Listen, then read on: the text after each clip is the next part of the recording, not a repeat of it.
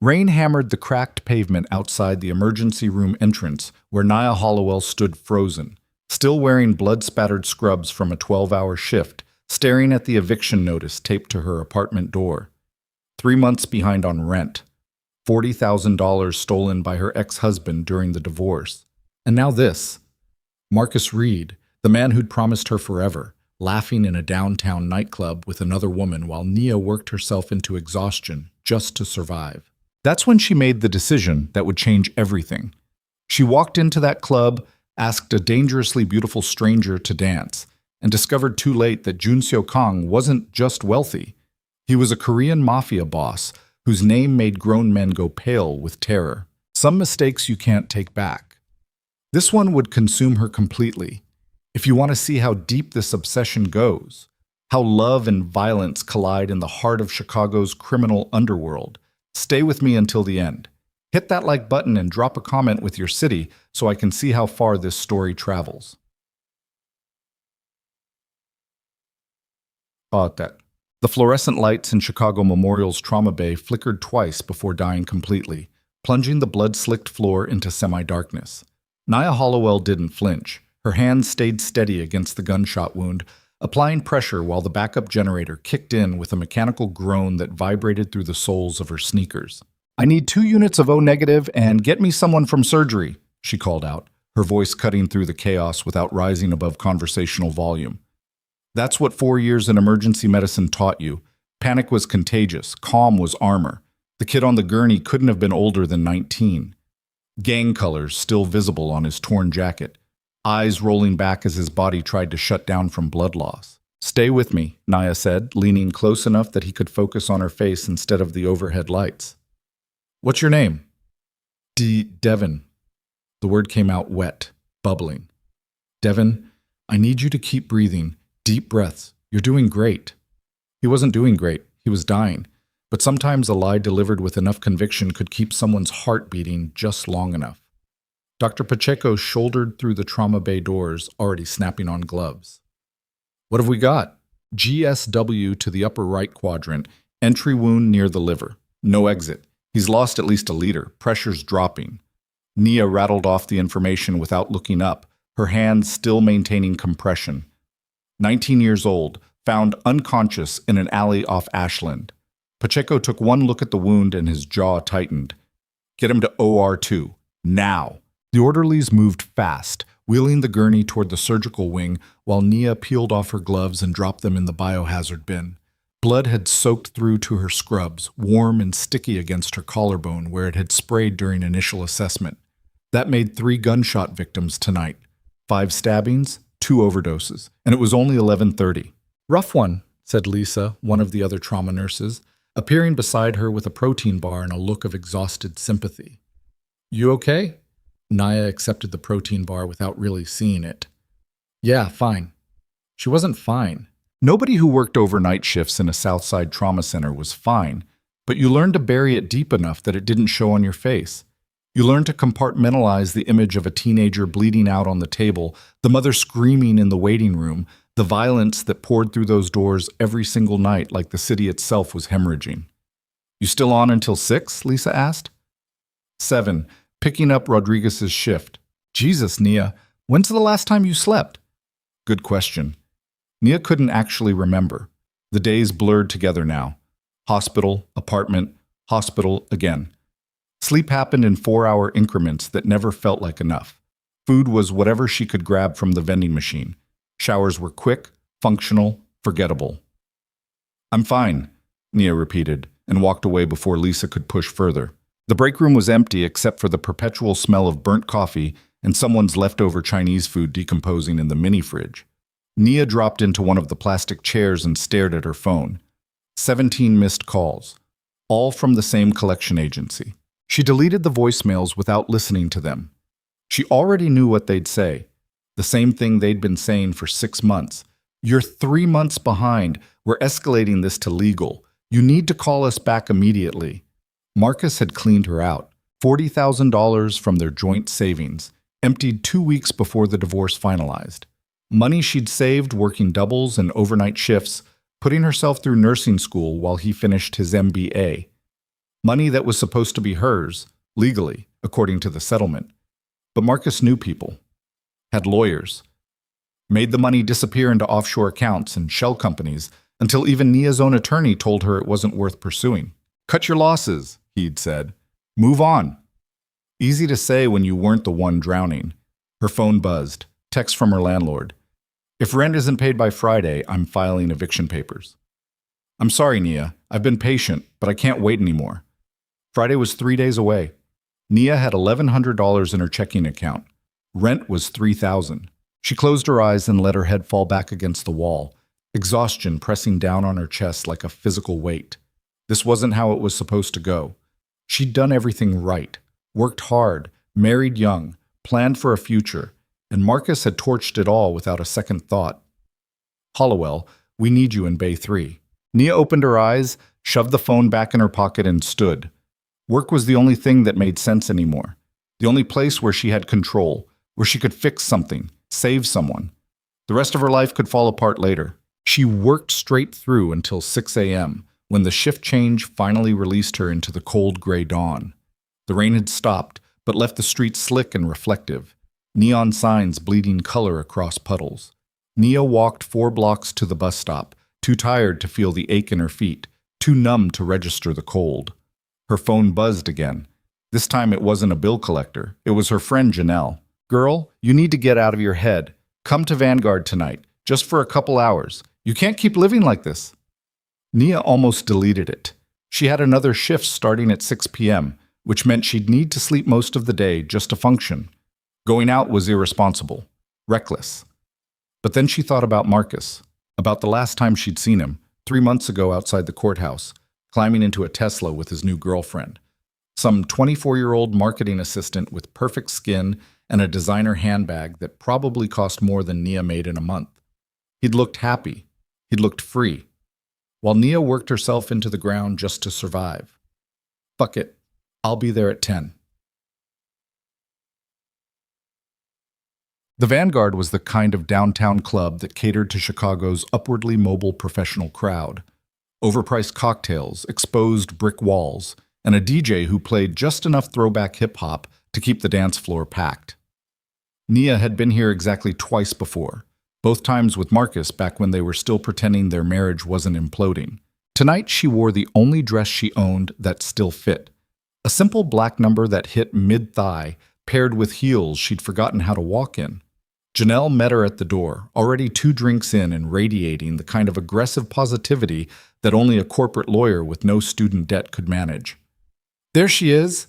Janelle pulled Nia into a hug that smelled like tequila and expensive perfume. You look good, girl. When's the last time you got out? I don't remember. Exactly. That's the problem. Janelle grabbed her hand and pulled her toward the bar. We're getting you a drink, we're getting you loose, and we're getting you laid if I have to personally vet every man in this building. I'm not getting laid. That's the attitude that needs to die tonight. Nia let herself be dragged through the crowd, the bass vibrating up through her ribs, voices and laughter blending into a wall of sound that was almost hypnotic after the clinical silence of the hospital. For a moment, just a moment, she felt almost normal. Like a woman in her early 30s who was allowed to have fun, to be reckless, to forget about eviction notices and debt collectors. Then she saw him, Marcus, standing near the VIP section with his arm around that same blonde girl, laughing at something she'd said, his hand resting possessively on her hip. The air went out of Nia's lungs. He looked good, better than he had any right to. Expensive suit, fresh haircut, the kind of easy confidence that came from never having to worry about rent or survival. Oh, hell no, Janelle said, following her gaze. Don't let that asshole ruin your night. But it was too late. The humiliation was already crawling up Nia's throat, hot and acidic. She'd worked a 12-hour shift covered in someone else's blood while Marcus drank overpriced vodka and played house with his replacement. I need air, Nia muttered, turning toward the exit. Wait. But Nia was already moving, pushing through bodies toward the door, her vision tunneling. She made it halfway across the club before Marcus saw her. Their eyes met. For one suspended second, Nia watched recognition flicker across his face. And then something worse. Pity. He pitied her. The rage that surged through her chest was so sudden and consuming that she actually stopped walking, just stood there in the middle of the dance floor while people moved around her like water around a stone. That's when the voice came from behind her. You look like you're deciding between walking away or burning the building down. Nia turned. The man standing 3 feet away didn't belong here. Everything about him screamed wrong for this place. The perfectly tailored charcoal suit that probably cost more than her car, the way he held himself with absolute stillness while chaos swirled around him, the dark eyes that assessed her with the kind of attention that made her skin prickle. He was Korean, early 40s maybe, with sharp features and black hair styled back from his face, handsome in a way that felt dangerous, controlled. "Excuse me?" Nia said. "You were staring at someone." He gestured with his drink toward where Marcus stood. "Ex-boyfriend or ex-husband?" "That's none of your business." "You're right." He took a slow sip of whatever expensive whiskey was in his glass. "But you're still standing here instead of leaving, which means part of you wants to make him uncomfortable." Nia should have walked away. Every instinct told her this man was trouble, the kind of polished, predatory trouble that women in her tax bracket had no business entertaining. Instead, she said, "And what would you suggest?" The corner of his mouth lifted, not quite a smile. "Dance with me." "I don't even know you." "That's the point." He set his drink down on a nearby table and extended one hand. "One dance, he'll notice, and when he does, you'll know whether he's worth the anger you're carrying." It was insane. It was stupid. Nia took his hand. His palm was warm, dry, his grip firm without being aggressive. He led her onto the dance floor with the kind of easy confidence that suggested he was used to people saying yes, used to getting exactly what he wanted. The song was something slow and hypnotic, bass-heavy. He pulled her closer, not quite against him, but close enough that she could smell his cologne, something dark and woody that probably cost more than her monthly grocery budget. "What's your name?" he asked, his voice low enough that she had to lean in to hear. "Nia." Jun-seo. His hand settled against the small of her back, warm through the thin fabric of her dress. They moved together, and despite herself, despite the absurdity of dancing with a complete stranger, Nia felt her body start to relax into the rhythm. "He's watching," Jun-seo said after a moment. Nia didn't look. "How do you know?" "Because if I were him, I'd be watching too." There was something in the way he said it that made her pulse quicken. Not a line, not flirtation, just a statement of fact delivered with absolute certainty. "You do this often?" Nia asked. "Rescue random women from their exes?" "Never." His eyes held hers, dark and unreadable. "But you looked like you were about to break something." "I prefer controlled demolition over collateral damage." Before Nia could figure out how to respond to that, movement caught her peripheral vision. Marcus was walking toward them. "Nia?" His voice cut through the music, sharp with barely concealed irritation. "What are you doing here?" She turned, and the expression on Marcus's face was priceless. Confusion, jealousy, and something else. Something that looked almost like fear. "Dancing," Nia said. "Is that a problem?" Marcus's gaze flicked to Jun-seo, then back to her. "Can we talk? Privately?" "We're divorced, Marcus. We don't have anything to talk about." Nia, Jun-seo's hand tightened slightly against her back. Not possessive. Warning. "The lady said no," Jun-seo said, his voice perfectly calm, perfectly pleasant. "You should walk away now." Marcus stiffened. "Who the hell are you?" For a long moment, Jun-seo didn't answer.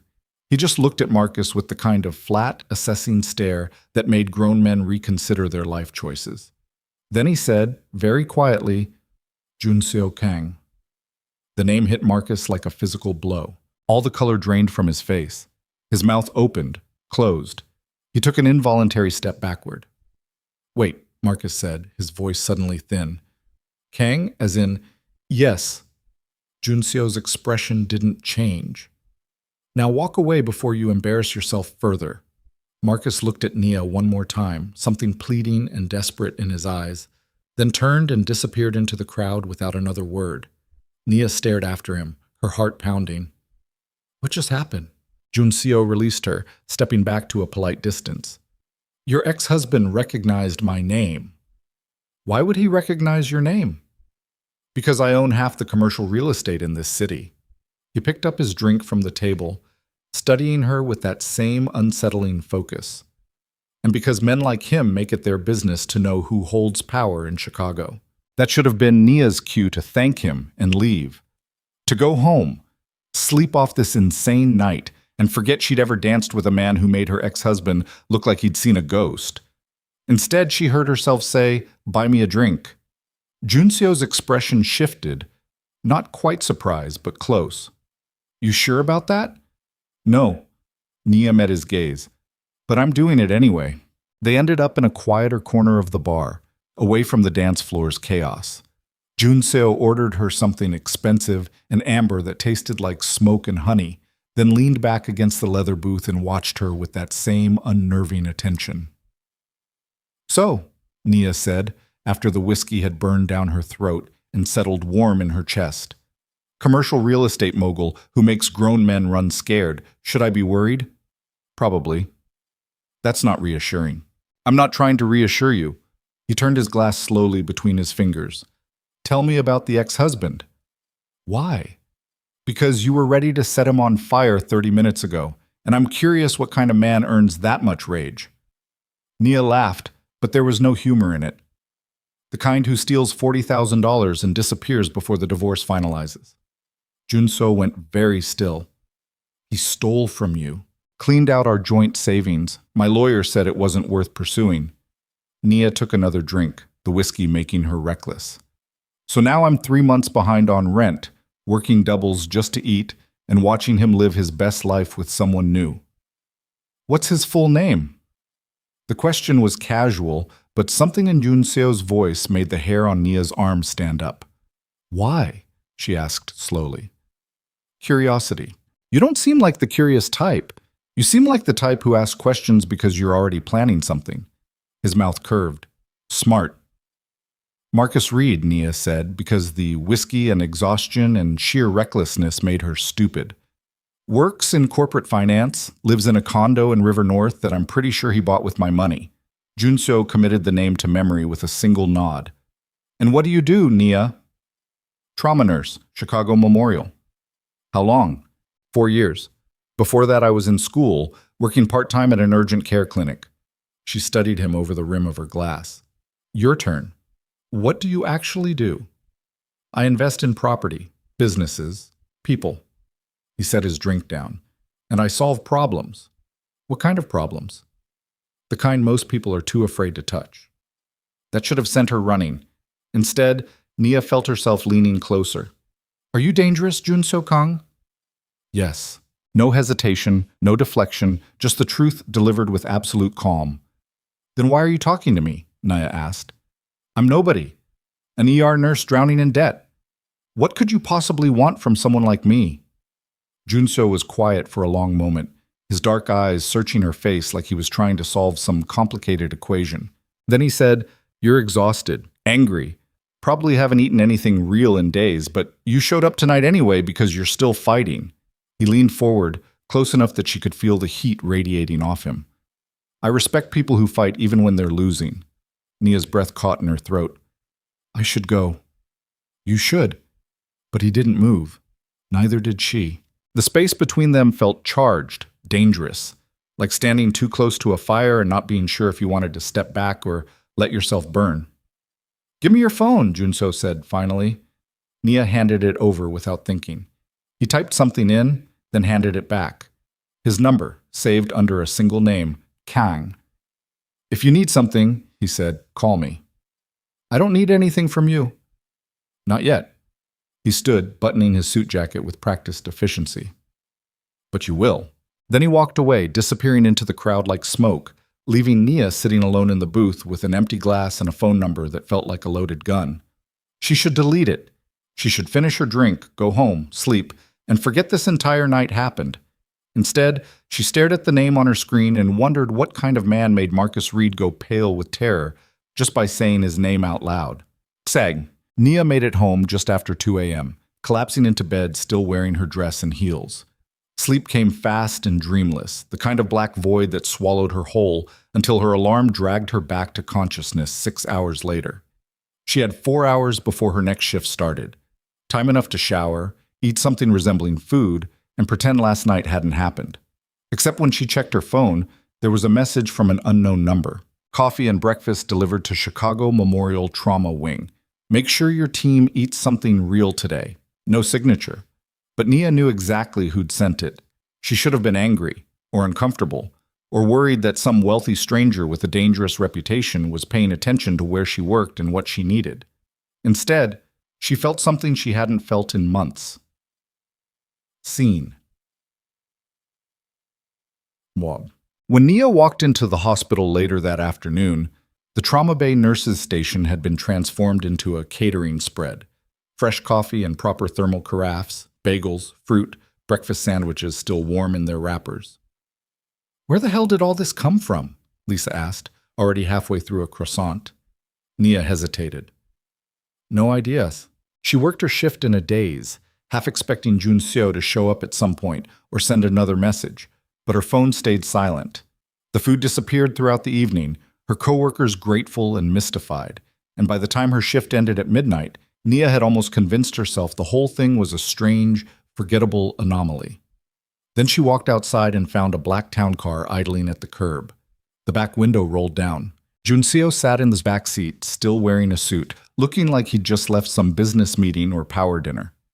Get in, he said. I don't think so.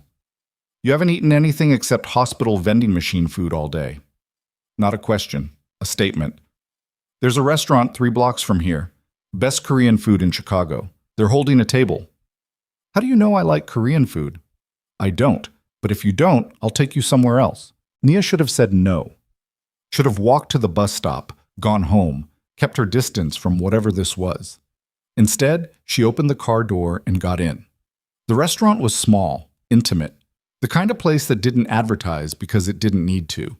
The owner greeted Junseo by name, led them to a private table in the back, and brought food without asking. Banchan, galbijim, perfectly steamed rice.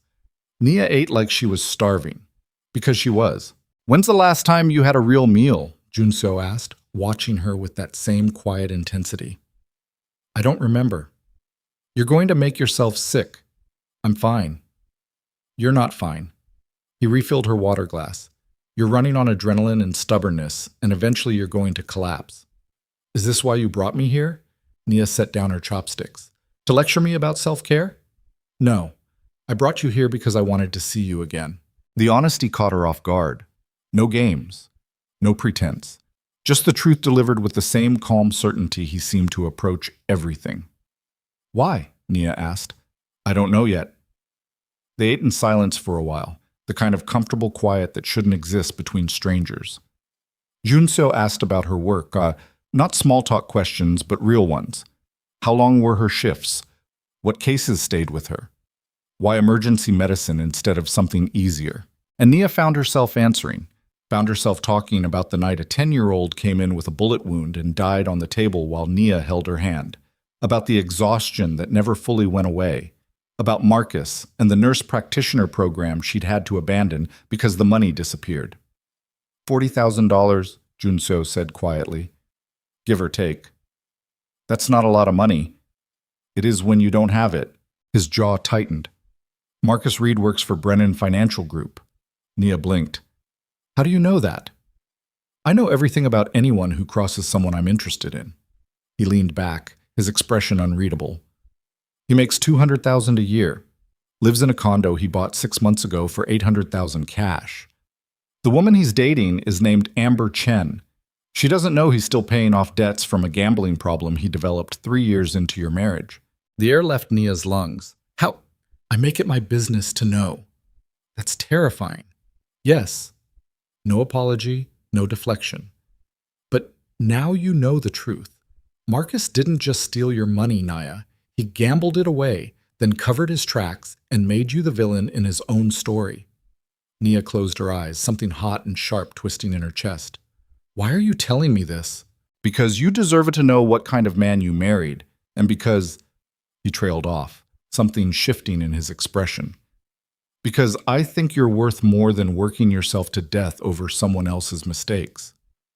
When Nia opened her eyes, Junseo was watching her with an intensity that made her heart stutter. This is crazy, she whispered. Yes. I don't even know you. Not yet. I should walk away. Probably. But she didn't. And when Junseo reached across the table and his fingers brushed against hers, Nia didn't pull back. She'd spent months barely surviving, drowning, invisible. For the first time in longer than she could remember, someone actually saw her, even if that someone was the most dangerous man she'd ever met. The days that followed blurred together in a way that felt both disorienting and inevitable, like watching yourself make decisions from outside your own body. Junseo didn't push. He didn't crowd her space or demand anything, but he was there, constant, deliberate, impossible to ignore. Coffee and breakfast appeared at the nurse's station every morning Nia worked. Not just cheap hospital cafeteria garbage, but real food from restaurants she couldn't afford. Her coworkers stopped asking where it came from after the first week, just accepted it as some mysterious hospital benefactor situation, and moved on. Nia knew better. She should have told him to stop. Should have drawn a line. Instead, she found herself looking for his messages, the small ways he inserted himself into the margins of her life without ever asking for anything in return. How was your shift? You need to sleep more than 4 hours. There's a car outside if you want to ride home. Simple, direct. Never demanding a response, but always there. And against every instinct screaming at her to keep her distance, Nia found herself responding. Found herself getting into that black town car at midnight when exhaustion made the idea of standing at a bus stop feel impossible. Found herself sitting across from Junseo in quiet restaurants, talking about things she'd never told anyone. The patients who haunted her, the medical school dreams she'd abandoned, the way Marcus had slowly convinced her over 5 years that she wasn't smart enough, pretty enough, worth enough to deserve better. He was wrong, Junseo said one night, his voice flat and certain. About all of it. They were sitting in his car outside her apartment building, rain drumming against the roof. 2 a.m. The city washed gray and empty beyond the windshield. Nia stared at her hands. You don't know me well enough to say that. I know you work 20-hour shifts and still show up. I know you put yourself through nursing school while married to a man who treated you like an accessory. I know you're drowning in debt that isn't your fault, and you haven't asked me for a single thing. He turned to face her fully. That tells me everything I need to know. You make it sound simple. It is simple. You're extraordinary, and he was threatened by it. The words landed in her chest like a fist. Not because they were flowery or romantic, but because Junseo said them the same way he said everything else. Like they were facts, not opinions. I should go inside, Nia said, but she didn't move. You should. Neither of them moved. The space between them felt electric, dangerous. Nia could feel her pulse in her throat, her hands, everywhere. She should thank him for the ride and walk away. Maintain distance, protect herself from whatever this was becoming. Instead, she heard herself say, Do you want to come up? Junseo's expression didn't change, but something shifted in his eyes. Are you sure? No. She met his gaze. But I'm asking anyway. He killed the engine. Nia's apartment was exactly what you'd expect from someone 3 months behind on rent. Small, cluttered with medical textbooks and unpaid bills, furniture that had seen better decades. She watched Junseo take it in without comment, his expensive suit absurdly out of place against her peeling wallpaper and secondhand couch. I know it's not much, Nia started. I don't care about your apartment. He was standing close now, close enough that she could see the tension in his jaw. I care why you invited me up here. I don't know why. Yes, you do. She did. The truth was written all over both of them. The way they'd been circling each other for 2 weeks. The late-night conversations that went deeper than strangers had any right to go. The magnetic pull that felt equal parts attraction and inevitability. This is stupid, Nia whispered. I don't even know what you do. Not really. All I know is my ex-husband looked terrified when he heard your name. And that doesn't scare you? Should. But it doesn't. No? Nia took a step closer. It doesn't. Junseo's hand came up, his fingers brushing against her jaw with a gentleness that seemed at odds with everything else about him. "If we do this," he said quietly, "it changes things. I know. I'm not a good man, Nia. I'm not asking you to be." Something cracked in his expression, control slipping just enough that she saw the want underneath, raw and barely contained. Then his mouth was on hers, hungry and demanding, his hands sliding into her hair as he backed her against the wall. Nia kissed him back with everything she had, months of exhaustion and anger and loneliness pouring out all at once. His body was solid against hers, one hand braced on the wall beside her head, while the other gripped her hip hard enough to leave marks. She didn't care. For the first time in years, she felt alive. They barely made it to the bedroom. Clothes hit the floor in a trail of expensive fabric and cheap cotton. Junseo's hands were everywhere, reverent and possessive at the same time, mapping her body like he was memorizing every scar, every curve, every place that made her breath catch. "Tell me to stop," he murmured against her throat. "Don't." He didn't. Afterward, they lay tangled in her cheap sheets, both breathing hard, the city lights filtering through the blinds in pale stripes. Nia's head rested against Junseo's chest, his heartbeat steady beneath her ear. "This is insane," she said finally. "Yes. I barely know you. You know enough." She tilted her head to look at him. "Do I? Because all I really know is that you're rich, you scare the hell out of my ex-husband, and you send breakfast to trauma nurses." Junseo was quiet for a long moment, his fingers tracing absent patterns against her shoulder blade. "I was born in Busan," he said finally. "My father ran an import business that was a front for moving heroin through shipping containers. By the time I was 12, I'd watched him beat 3 men to death in our living room for stealing from him." Nia went very still. "He wanted me to take over," Junso continued, his voice flat, emotionless. "Said the business was my birthright. So I learned how to negotiate, how to intimidate, how to make problems disappear." He paused. "When I was 23, my father made a deal with a Russian syndicate that would have gotten half our people killed. I told him it was suicide. He called me weak." "What did you do?" "I killed him." The words hung in the darkness between them. Nia should have been horrified, should have pulled away, gotten dressed, kicked him out. Instead, she said, "Did you regret it?" "No." Junseo's hand tightened against her skin. "He was a monster. The world is better without him. And now? Now I run legitimate businesses, real estate, restaurants, investment firms.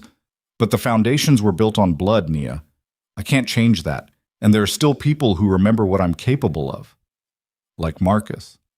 Like Marcus. Nia absorbed that, her mind working through implications she wasn't ready to fully examine. "Why are you telling me this?" "Because you should know what you're getting into."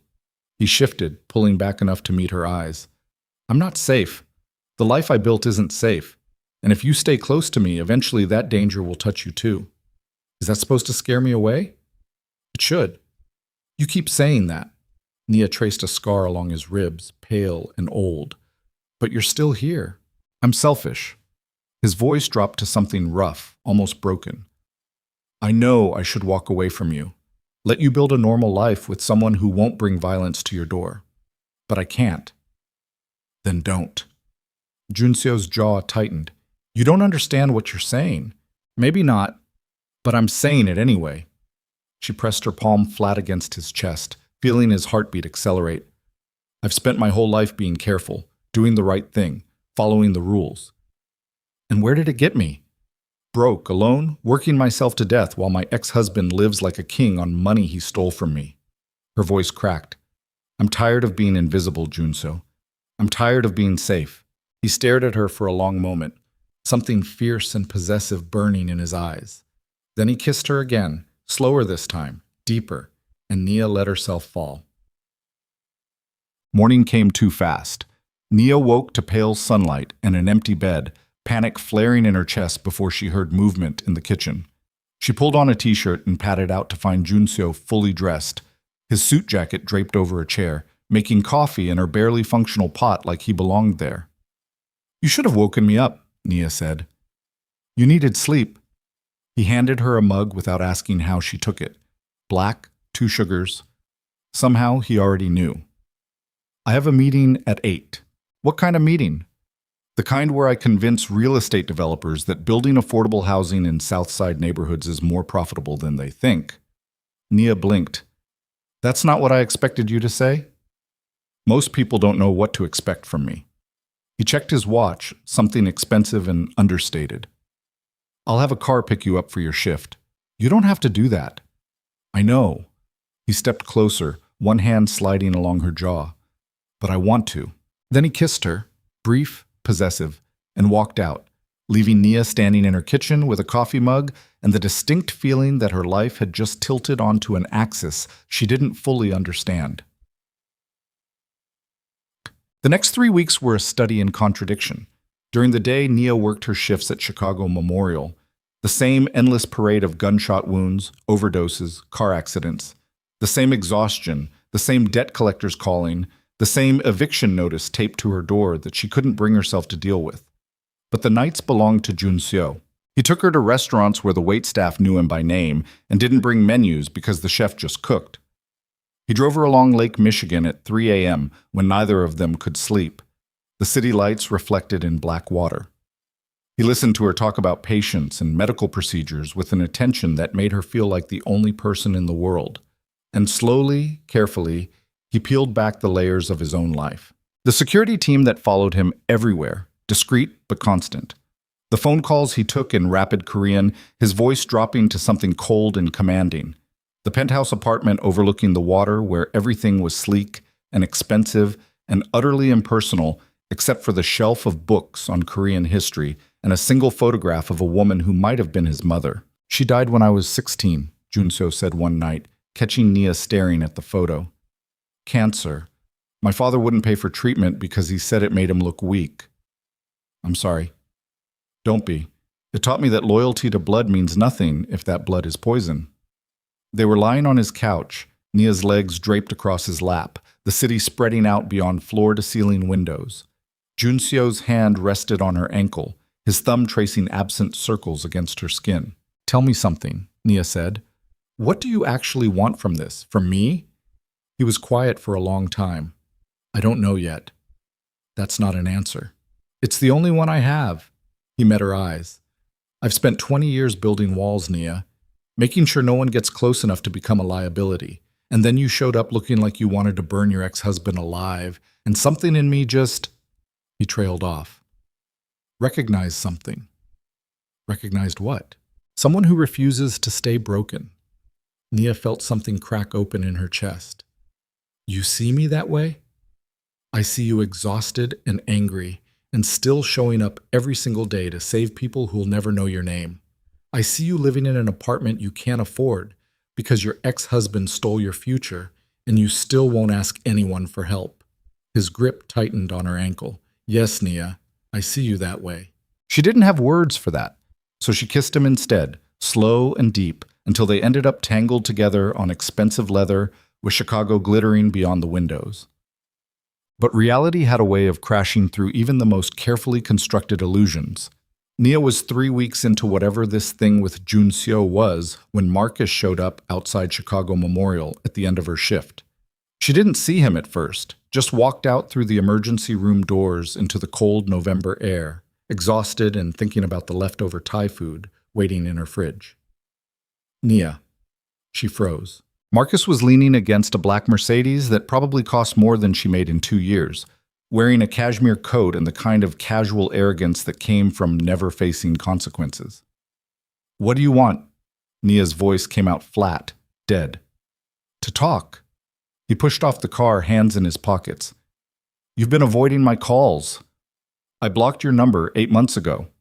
Right. Well, he had the audacity to look uncomfortable. I wanted to apologize. Nia actually laughed. You've got to be kidding. I'm serious. What I did, taking that money, it was wrong. I was in a bad place, and I made stupid decisions, and I'm sorry. You're sorry. Nia folded her arms across her chest, something cold and sharp coiling in her gut. You stole $40,000, Marcus. You destroyed my credit.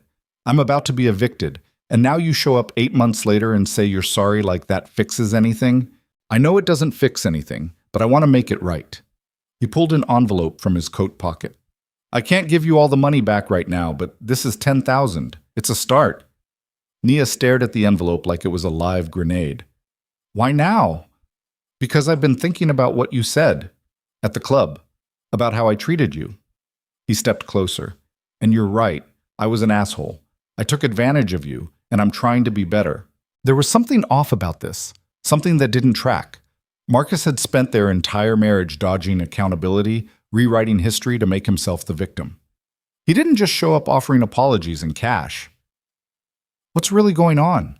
Nia asked slowly. Marcus's expression flickered. Nothing's going on, I'm just… bullshit. She moved closer, studying his face. You're scared. You've been scared since you saw me with Jun-seo at the Vanguard. His jaw tightened. That's not… Don't lie to me, Marcus. You're terrified. Why? For a long moment, he didn't answer. Just stood there looking cornered and desperate, his polished exterior finally cracking. Do you have any idea who that man is?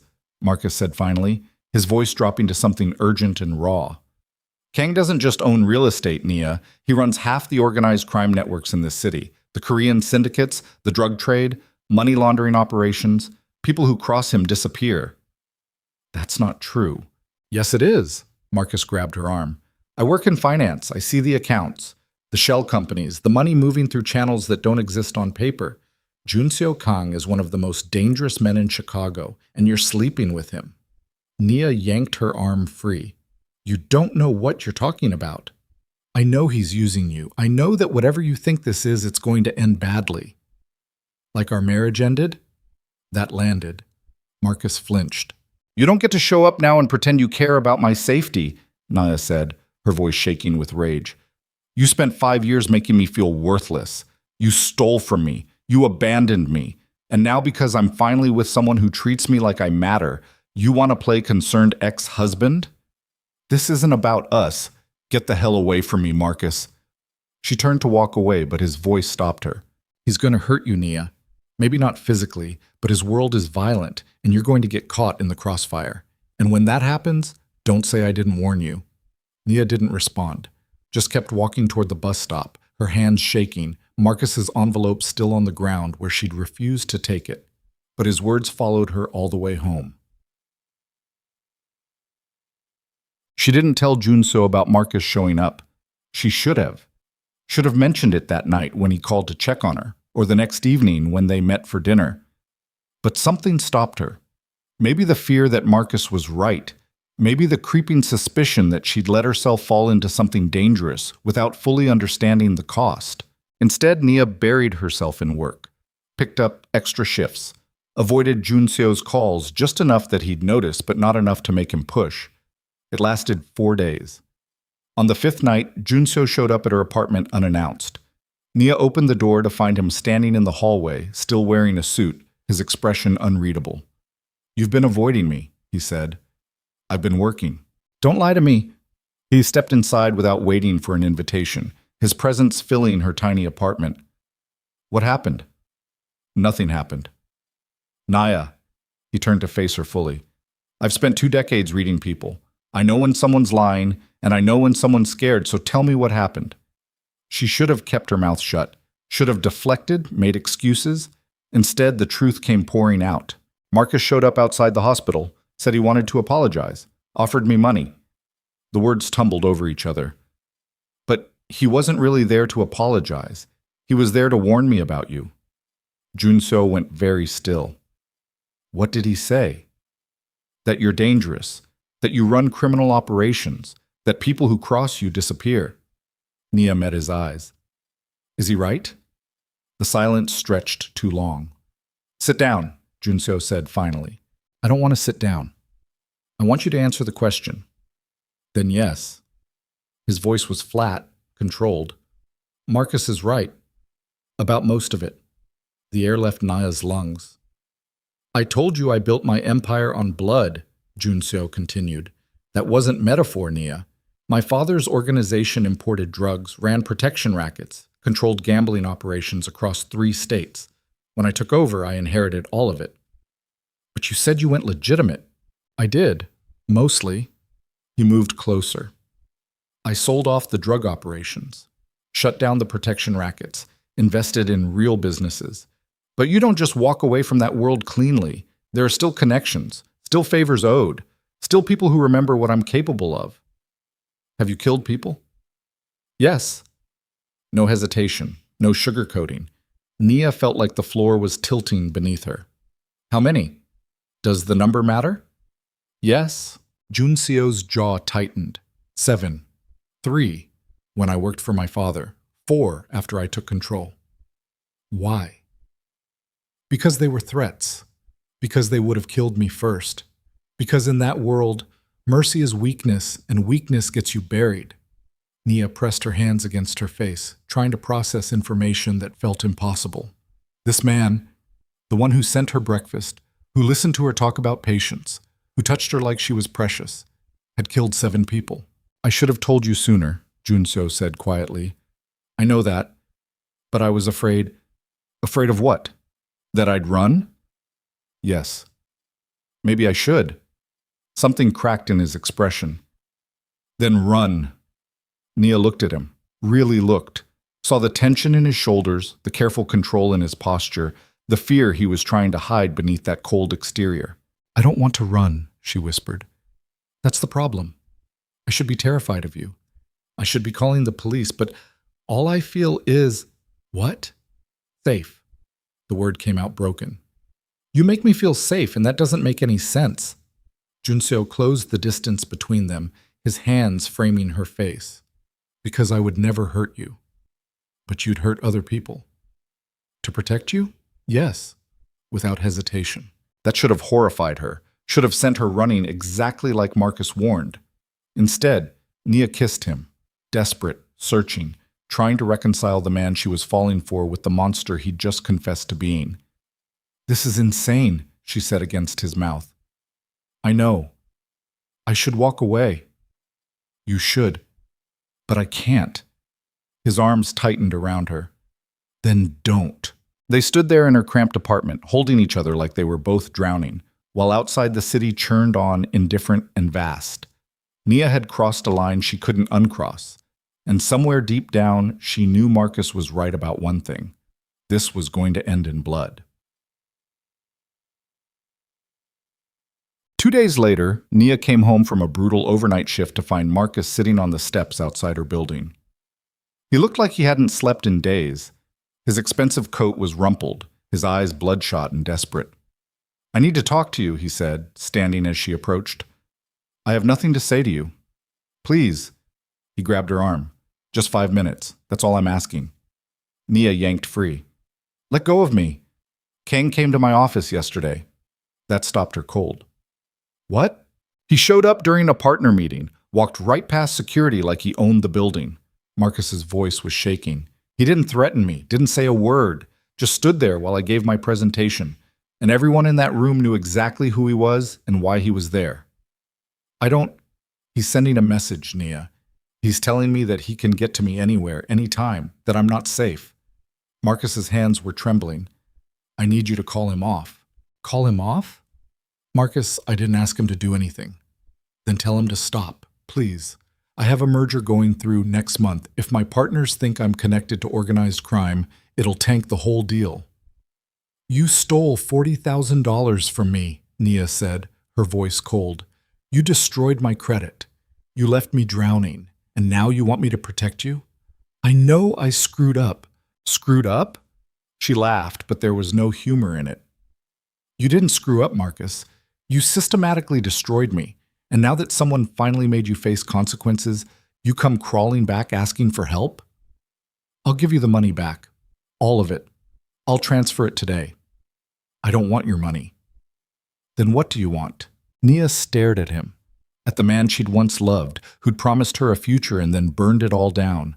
The man who'd made her feel small and worthless and invisible for 5 years.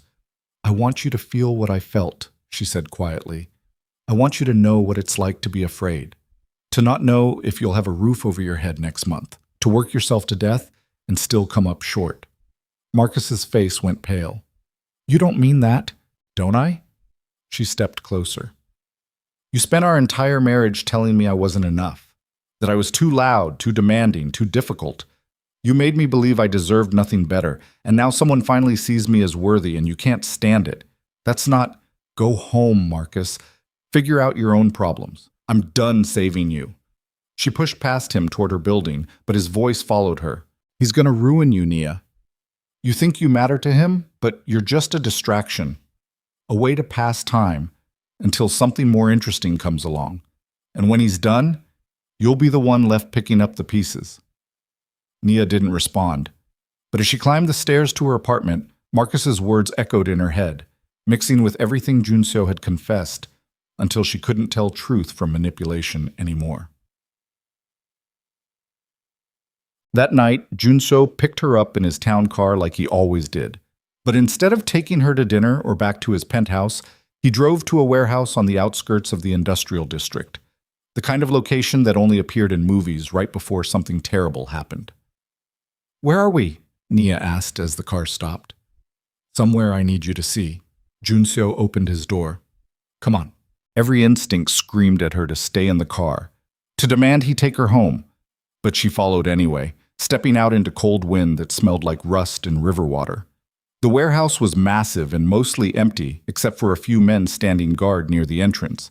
They nodded to Junseo as he passed, their eyes sliding over Nia with careful neutrality.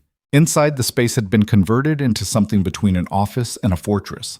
Industrial lighting, concrete floors, expensive furniture that looked absurdly out of place. And in the center of the room, tied to a chair with blood dripping from his split lip, was a man Nia had never seen before. She stopped dead. "What is this?" "This," Junseo said, his voice perfectly calm, "is the man who was following you for the past week." Nia's blood went cold. "What?" "Someone hired him to track your movements, where you work, where you live, who you talk to." Junseo walked closer to the bound man, his hands in his pockets. "I want to know who." The man spat blood onto the concrete. "I don't know. Job came through an encrypted channel. Cash deposit, no contact." "Try again." Junseo's voice didn't rise, but something in his tone made the temperature drop. "I'm telling you the truth, man. I got paid to follow her. That's it. No names, no—" Junseo moved so fast Nia barely saw it. 1 second he was standing still, the next his fist connected with the man's jaw with a crack that echoed through the warehouse. "Junseo!" Nia's voice came out strangled. He turned to face her, and for the first time since she'd met him, there was no warmth in his eyes. Just cold, brutal focus. "Go wait in the car," he said. "No. This isn't something you need to see. If it involves me, then yes, I do." They stared at each other across the warehouse floor, some fundamental line being drawn between them. Finally, Junseo turned back to the bleeding man. "I'll ask one more time. Who hired you?" "I don't—" "Marcus Reed." The name came from one of the guards near the door.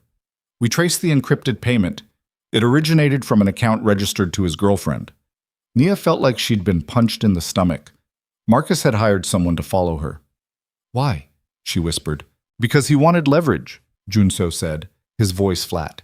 "Information he could use to scare you away from me, or to sell to someone else."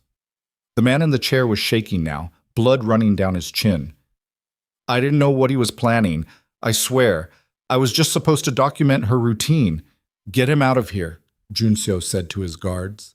"Make sure he understands what happens if he accepts another job involving Nia Hollowell." The guards moved immediately, cutting the man free and dragging him toward a side exit. Then it was just Nia and Junseo, and the echo of violence hanging in the air between them. "You brought me here to watch you beat someone," Nia said, her voice hollow. "I brought you here so you'd understand." He walked toward her slowly. "This is who I am, Nia. This is what I do when someone threatens what's mine, and you need to decide if you can live with that." "What if I can't?" "Then I'll take you home and you'll never see me again." The warehouse felt too big suddenly, too empty.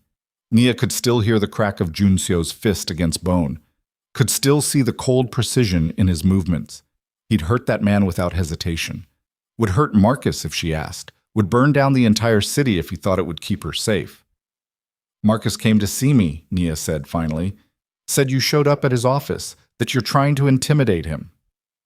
I am. Why? Because he stole from you. Because he's still trying to control you. Because he hired someone to follow you like your property. He can monitor. Junseo's jaw tightened. And because the idea of him breathing the same air as you makes me want to do things that would put me back in the world I've spent 10 years trying to leave. Nia closed her eyes. This is insane. I know. I should walk away. You should. But if I do... She opened her eyes, meeting his gaze. If I walk away, what happens to Marcus? Junseo was quiet for a long moment. Nothing. If you leave, I'll have no reason to keep him on my radar. And if I stay, then he returns every penny he stole, publicly admits to fraud, and spends the rest of his life knowing that the only reason he's still breathing is because you chose mercy. It was a test. Nia understood that. Junseo was forcing her to see exactly who he was, what he was capable of, and make a choice with full knowledge of the consequences.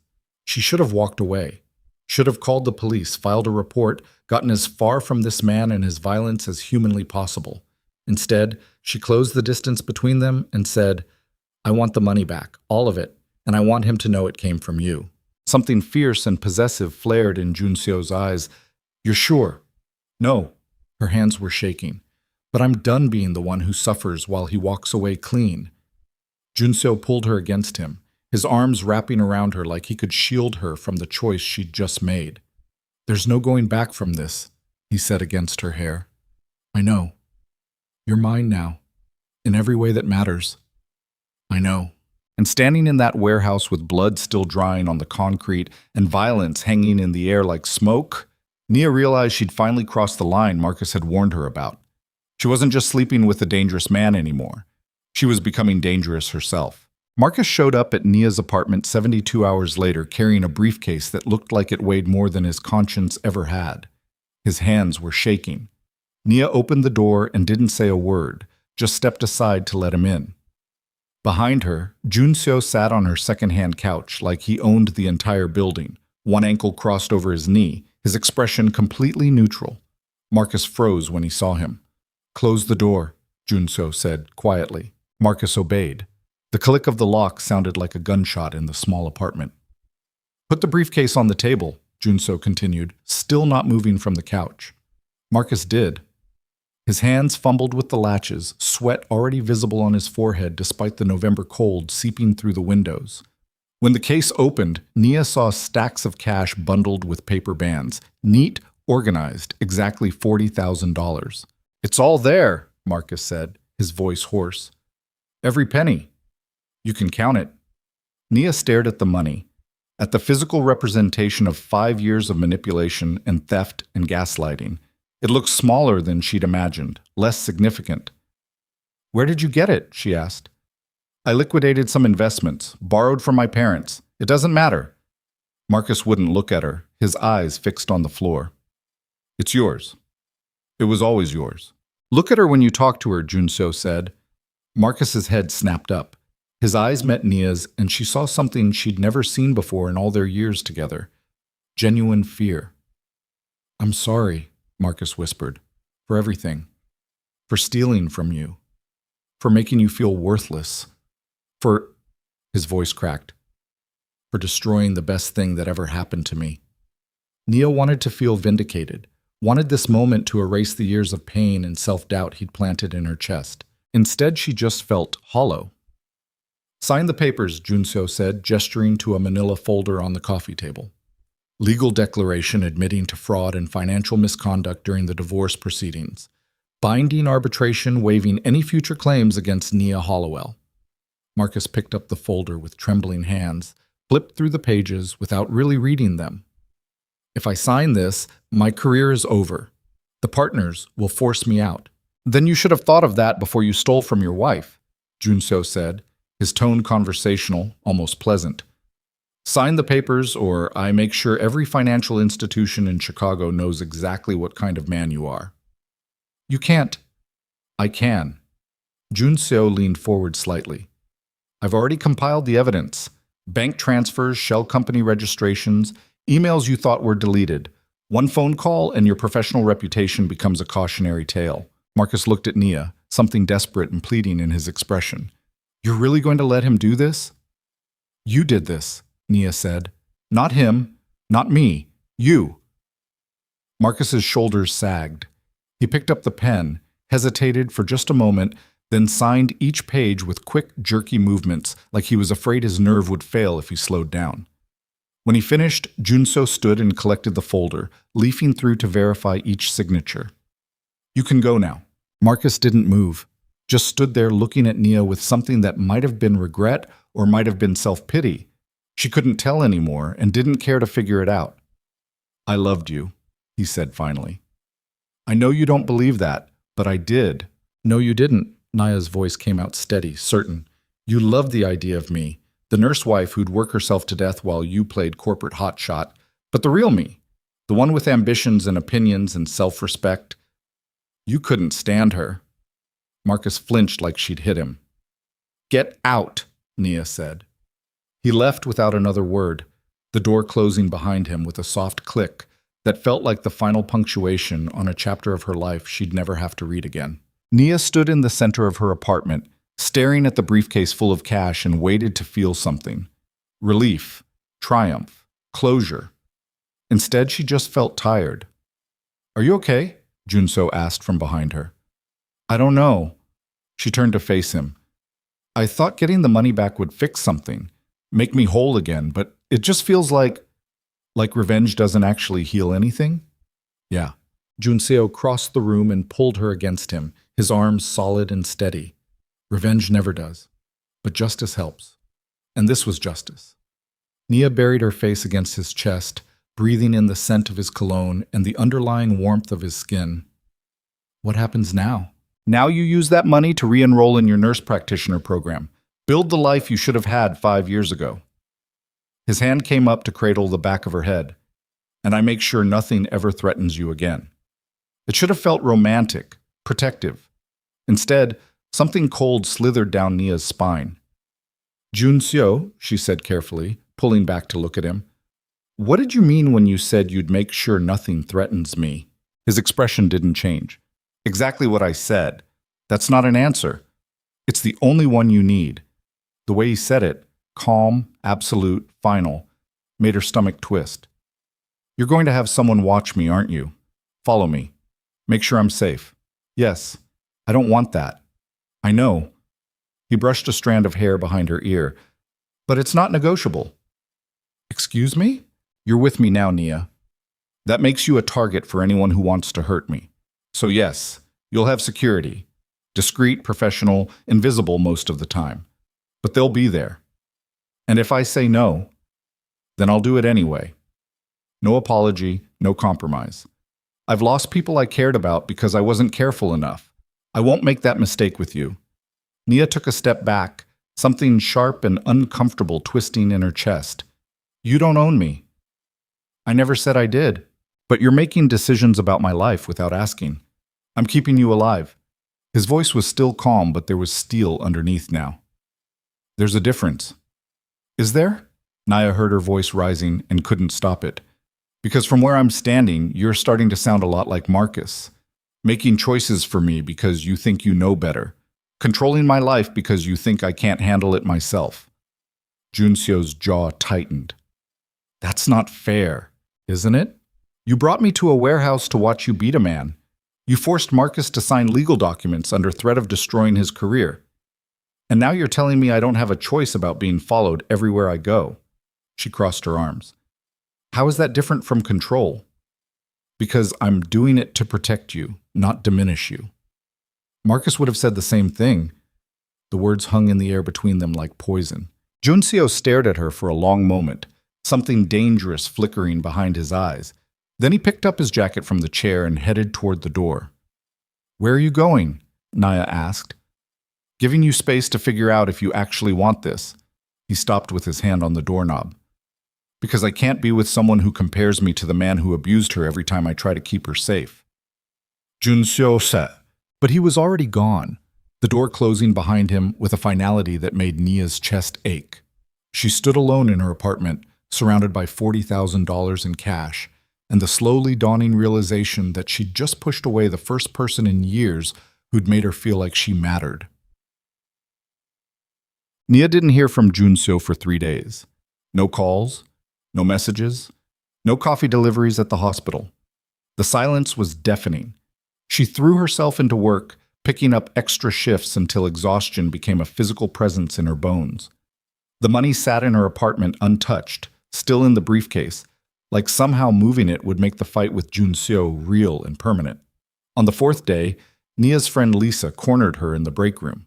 "Okay, what's going on?" Lisa demanded, blocking the door with her body.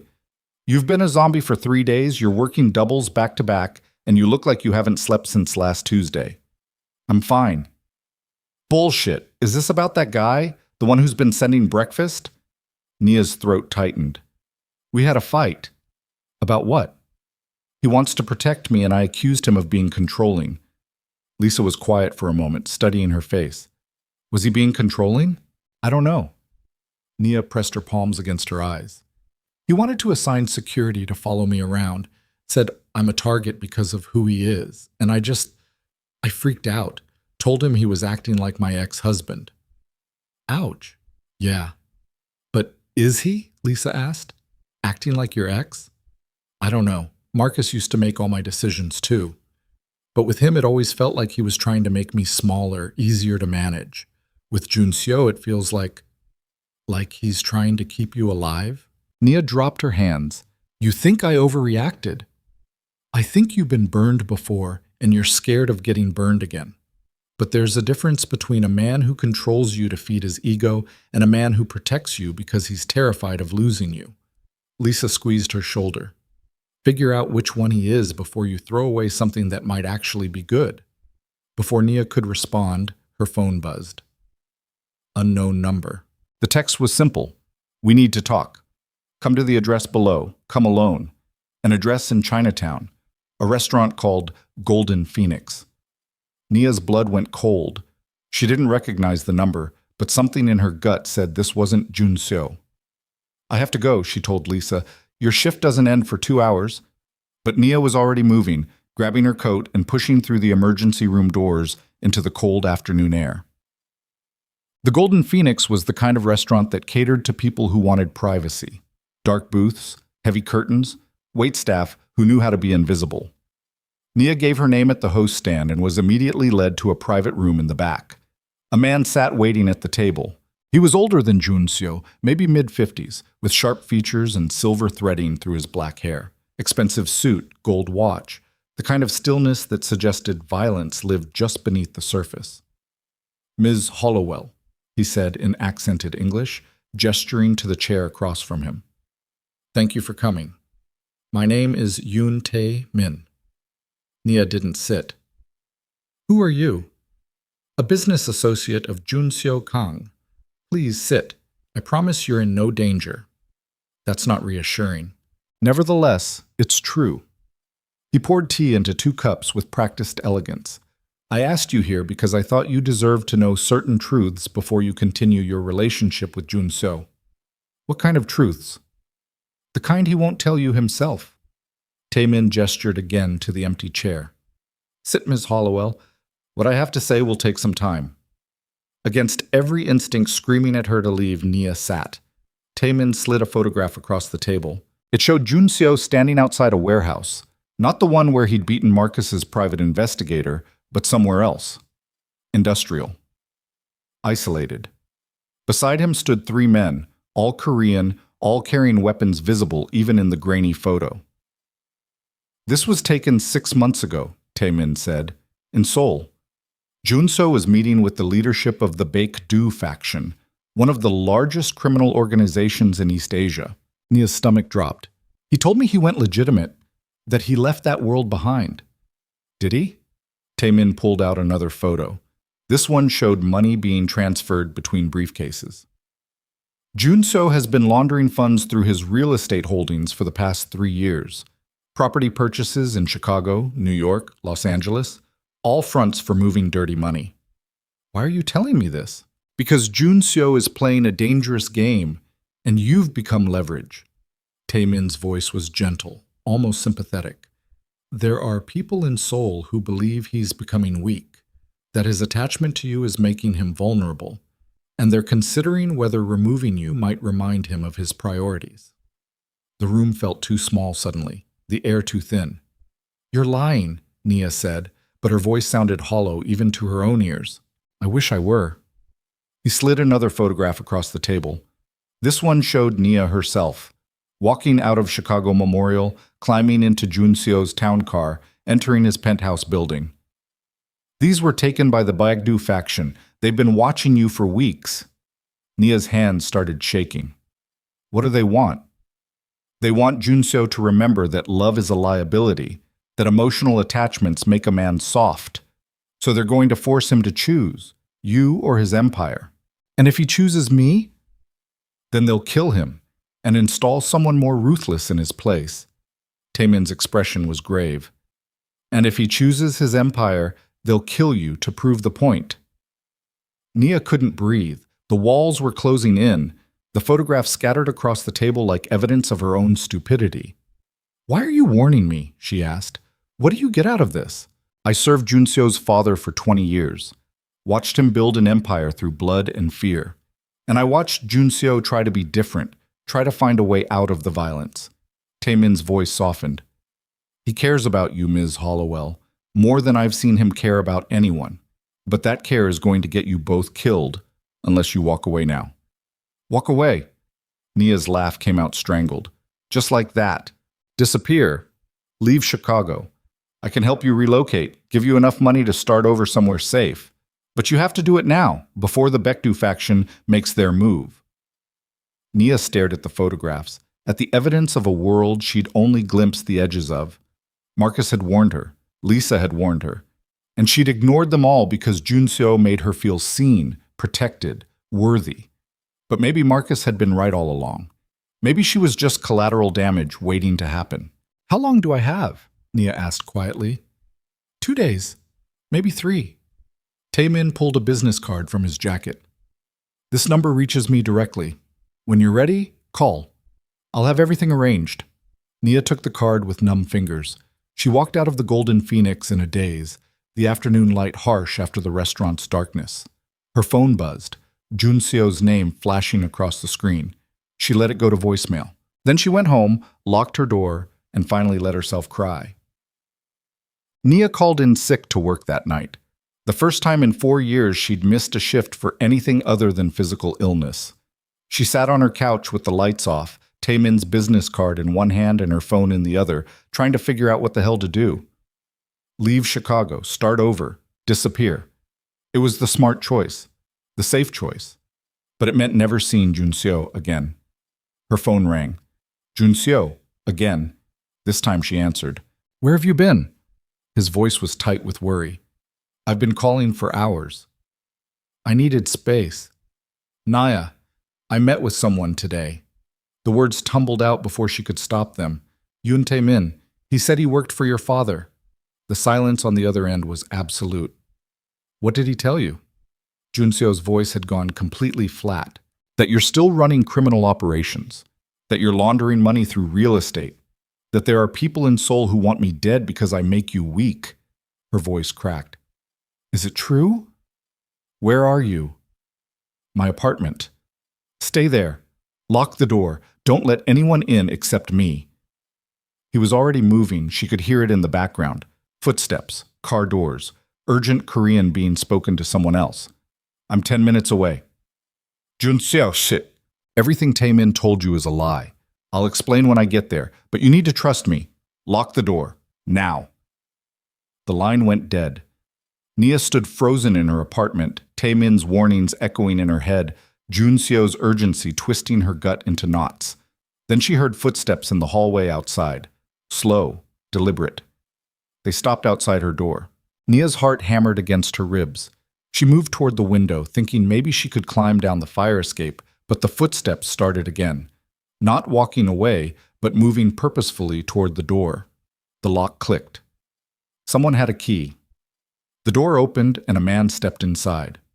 Not Junseo, not Taemin. Someone else. Korean, mid-30s, with dead eyes and a gun in his hand. "Miss Hollowell," he said in perfect English. "You're going to come with me." "Get out of my apartment." He raised the gun. This doesn't have to be difficult. Nia's hands were shaking so hard she could barely breathe. Junso is on his way. That's why we're leaving now. He stepped closer. Walk out the door quietly, or I put a bullet in your leg and carry you. Your choice. Nia thought about screaming, about running, about fighting, but the gun was steady in his hand and his expression said he'd done this 1,000 times before. So she walked. They made it 3 steps into the hallway before Junso appeared at the top of the stairs. He moved like violence given form, fast, precise, lethal. The gunman barely had time to turn before Junso was on him, one hand slamming the gun toward the floor while the other connected with the man's throat. The gun went off. The sound was deafening in the narrow hallway, plaster exploding from the wall 6 inches from Nia's head. Then Junso had the man on the ground, his knee pressed against the gunman's spine, the weapon now in Junseo's hand pointed at the back of the man's skull. Who sent you? Junseo's voice was perfectly calm.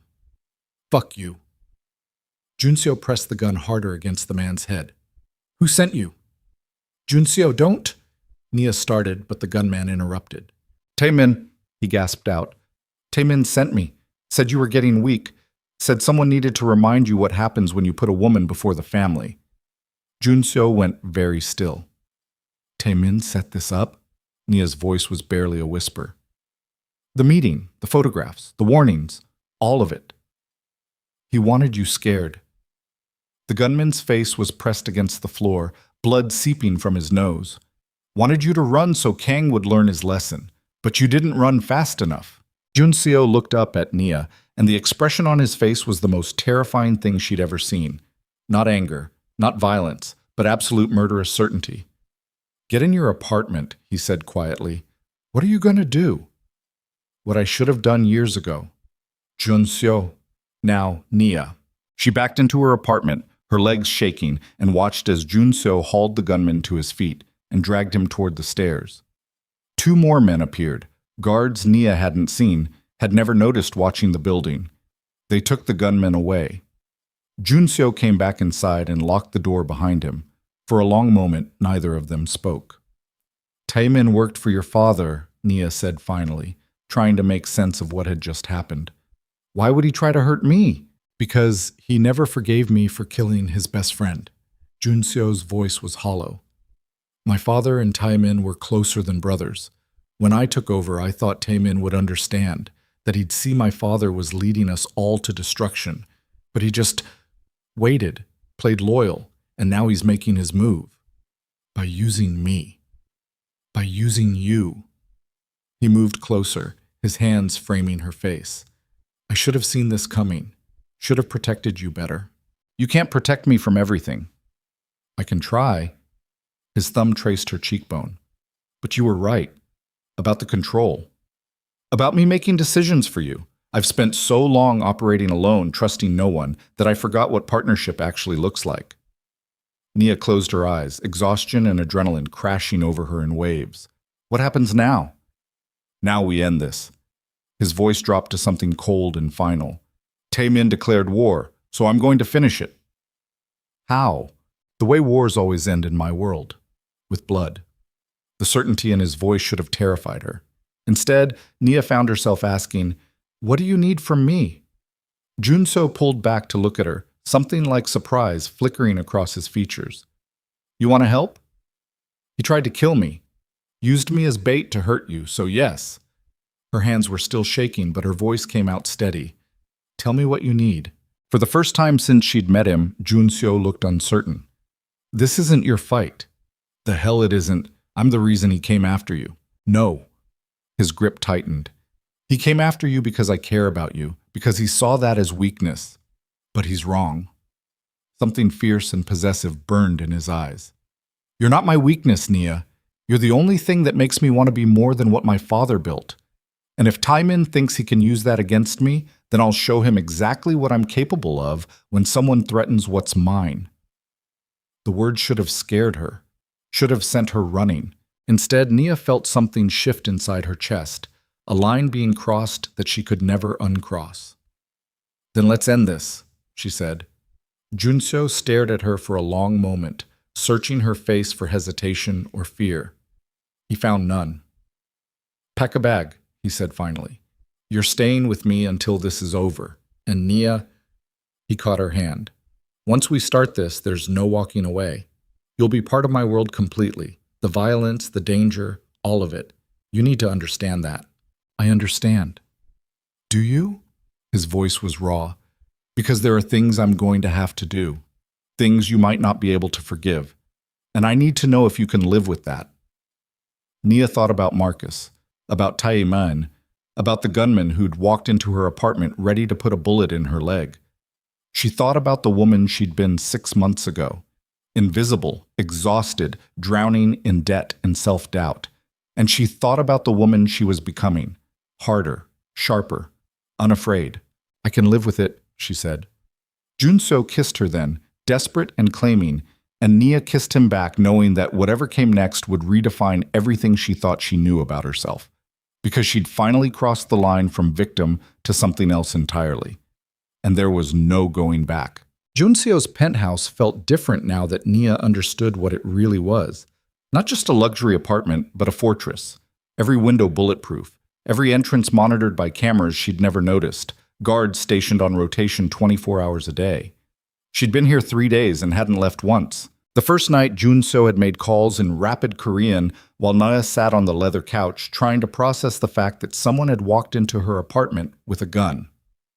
The second night, men arrived in expensive suits carrying briefcases she suspected didn't contain legal documents. Junseo had disappeared into his office for 6 hours while Nia paced the living room, watching the city lights blur through the floor-to-ceiling windows. Now it was the third night, and the tension in the penthouse had reached a breaking point. I need you to listen very carefully, Junseo said, standing in front of her with his arms crossed, his expression harder than she'd ever seen it. Tomorrow night, Taemin is meeting with the Baekdu leadership at a warehouse in the Port District. It's supposed to be a negotiation about territory and profit sharing, but what he doesn't know is that I've already made a deal with the Baekdu second-in-command. What kind of deal? The kind where Taemin walks into that warehouse and doesn't walk out. Nia's stomach twisted. You're going to kill him. I'm going to remove a threat. His voice was flat, matter of fact. Taemin tried to have you kidnapped, sent a gunman to your apartment. He's made it clear he won't stop until either I'm dead or you're used as leverage to destroy me. So yes, I'm going to kill him. And you want me to what? Sit here and wait? I want you safe. I am safe. You have armed guards in every hallway. Nia stood, moving closer to him. What you actually want is for me to stay ignorant of what you're doing. That's not... Don't lie to me, her voice cracked. You said we were partners, that this was my fight too, but now you're shutting me out. Junseo's jaw tightened. What do you want from me, Nia? You want to watch me put a bullet in Taemin's head? You want that image burned into your memory forever? I want to know I'm not just some delicate thing you're trying to protect while you handle the real work. You're a trauma nurse, not an enforcer. And you're a real estate developer, not a killer, but we both know that's bullshit. She grabbed his arm. I'm not asking to pull the trigger. I'm asking to be there, to understand what this world actually looks like, instead of waiting here like some 1950s housewife while you go to war. Junseo stared at her, something conflicted warring in his expression. If you come tomorrow, you can't unsee what happens. You can't unknow what I'm capable of. And if that changes how you look at me, it won't. You don't know that. Then let me find out. Nia stepped closer, close enough to feel the heat radiating off him. I've already crossed the line, Junseo. I watched you beat a man in a warehouse. I told you to make Marcus pay. I'm not innocent anymore, so stop treating me like I am. For a long moment, he didn't respond. Just studied her face like he was trying to memorize every detail. You'll do exactly what I tell you, he said finally. No exceptions. If I say run, you run. If I say hide, you hide. Understood? Understood. And Nia, his hand came up to cup her jaw. If something goes wrong, if this turns into a firefight, you get to the car and you drive. You don't wait for me. You don't try to help. You survive. Promise me. I promise. He kissed her then, hard and desperate, like he was already saying goodbye. The warehouse sat at the edge of the industrial port district, surrounded by shipping containers and skeletal cranes that looked like prehistoric creatures in the darkness. Nia could smell oil and rust in the lake beyond, black water lapping against concrete. They'd driven here in a convoy, 3 SUVs with tinted windows, armed men she recognized from the penthouse, and Junseo sitting beside her in the back seat wearing all black and an expression that made her skin prickle. "Stay in the car until I call you," he said as they pulled up to the warehouse entrance. "My men will be watching. You'll be safe. How long? However long it takes." Then he was gone, disappearing into the warehouse with 4 guards flanking him, and Naya was alone with the driver, a silent Korean man in his 50s who hadn't said a word the entire drive. She watched the warehouse entrance, her heart pounding so hard she could feel it in her throat. Minutes crawled by. 5, 10, 15. Then gunfire erupted inside the building. The driver immediately started the engine, his hand reaching for the gear shift, but Nia grabbed his wrist. "Wait! Ms. Hollowell, we have orders." "I said wait!" More gunfire, shouting in Korean, the sound of something heavy crashing to the ground. Nia's hands were shaking. Every instinct screamed at her to follow Junseo's orders, to let the driver take her somewhere safe while whatever was happening inside played out without her. But she thought about Tae-min's photographs, about the gunman in her hallway, about every moment in her life when she'd been told to wait, to trust someone else to handle things, to be good and quiet and invisible. She opened the car door. "Ms. Hollowell, no!" Nia was already running toward the warehouse, her feet pounding against cracked asphalt. She heard the driver shouting behind her but didn't stop, didn't slow, just kept moving until she reached the side entrance. The door was ajar. Blood smeared across the handle. Inside, the warehouse was chaos. Bodies on the ground, some moving, some not. Shipping containers created a maze of shadows and blind corners. Muzzle flashes lit up the darkness like strobe lights, each gunshot deafening in the enclosed space. Nia pressed herself against a container, trying to orient herself, trying to find Junseo in the madness. Then she heard his voice, cold and commanding, cutting through the noise. "Tae-min, it's over. Your men are dead or running. Baekdu wants nothing to do with this coup. You're alone." Nia crept forward, following the sound, staying low and close to the containers. She found them in the center of the warehouse, a cleared space where Junseo stood with a gun aimed at Tae-min, who knelt on the concrete with blood running from a wound in his shoulder. 2 of Junseo's guards flanked him, their weapons trained on the older man. "You think killing me changes anything?" Tae-min's voice was hoarse, defiant. "The Baekdu leadership only agreed to this because you paid them. The moment your money runs out, they'll come for you. And that nurse you're so obsessed with, she'll be the first casualty." "Wrong." Junseo's finger tightened on the trigger. "She's the reason I'm still standing here instead of letting you destroy everything I've built. She's the reason I finally understand what my father never did. That loyalty earned is stronger than loyalty taken by force. Your father would be disgusted." "My father was a monster."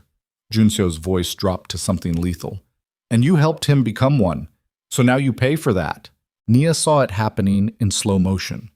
Junseo's finger moving, Tae-min's eyes going wide, the moment before the bullet would end everything. Then movement caught her peripheral vision. A figure emerging from behind a container to Junseo's left, a gun rising, aiming not at Junseo but at his guards. Nia didn't think, just moved. She grabbed a metal pipe lying near the container and swung it with everything she had, connecting with the gunman's wrist just as he fired. The shot went wild, sparking off metal, and the gun clattered to the ground. The man turned on her, rage and surprise warring on his face. Junseo pivoted immediately, his weapon now trained on the new threat, but the man was faster.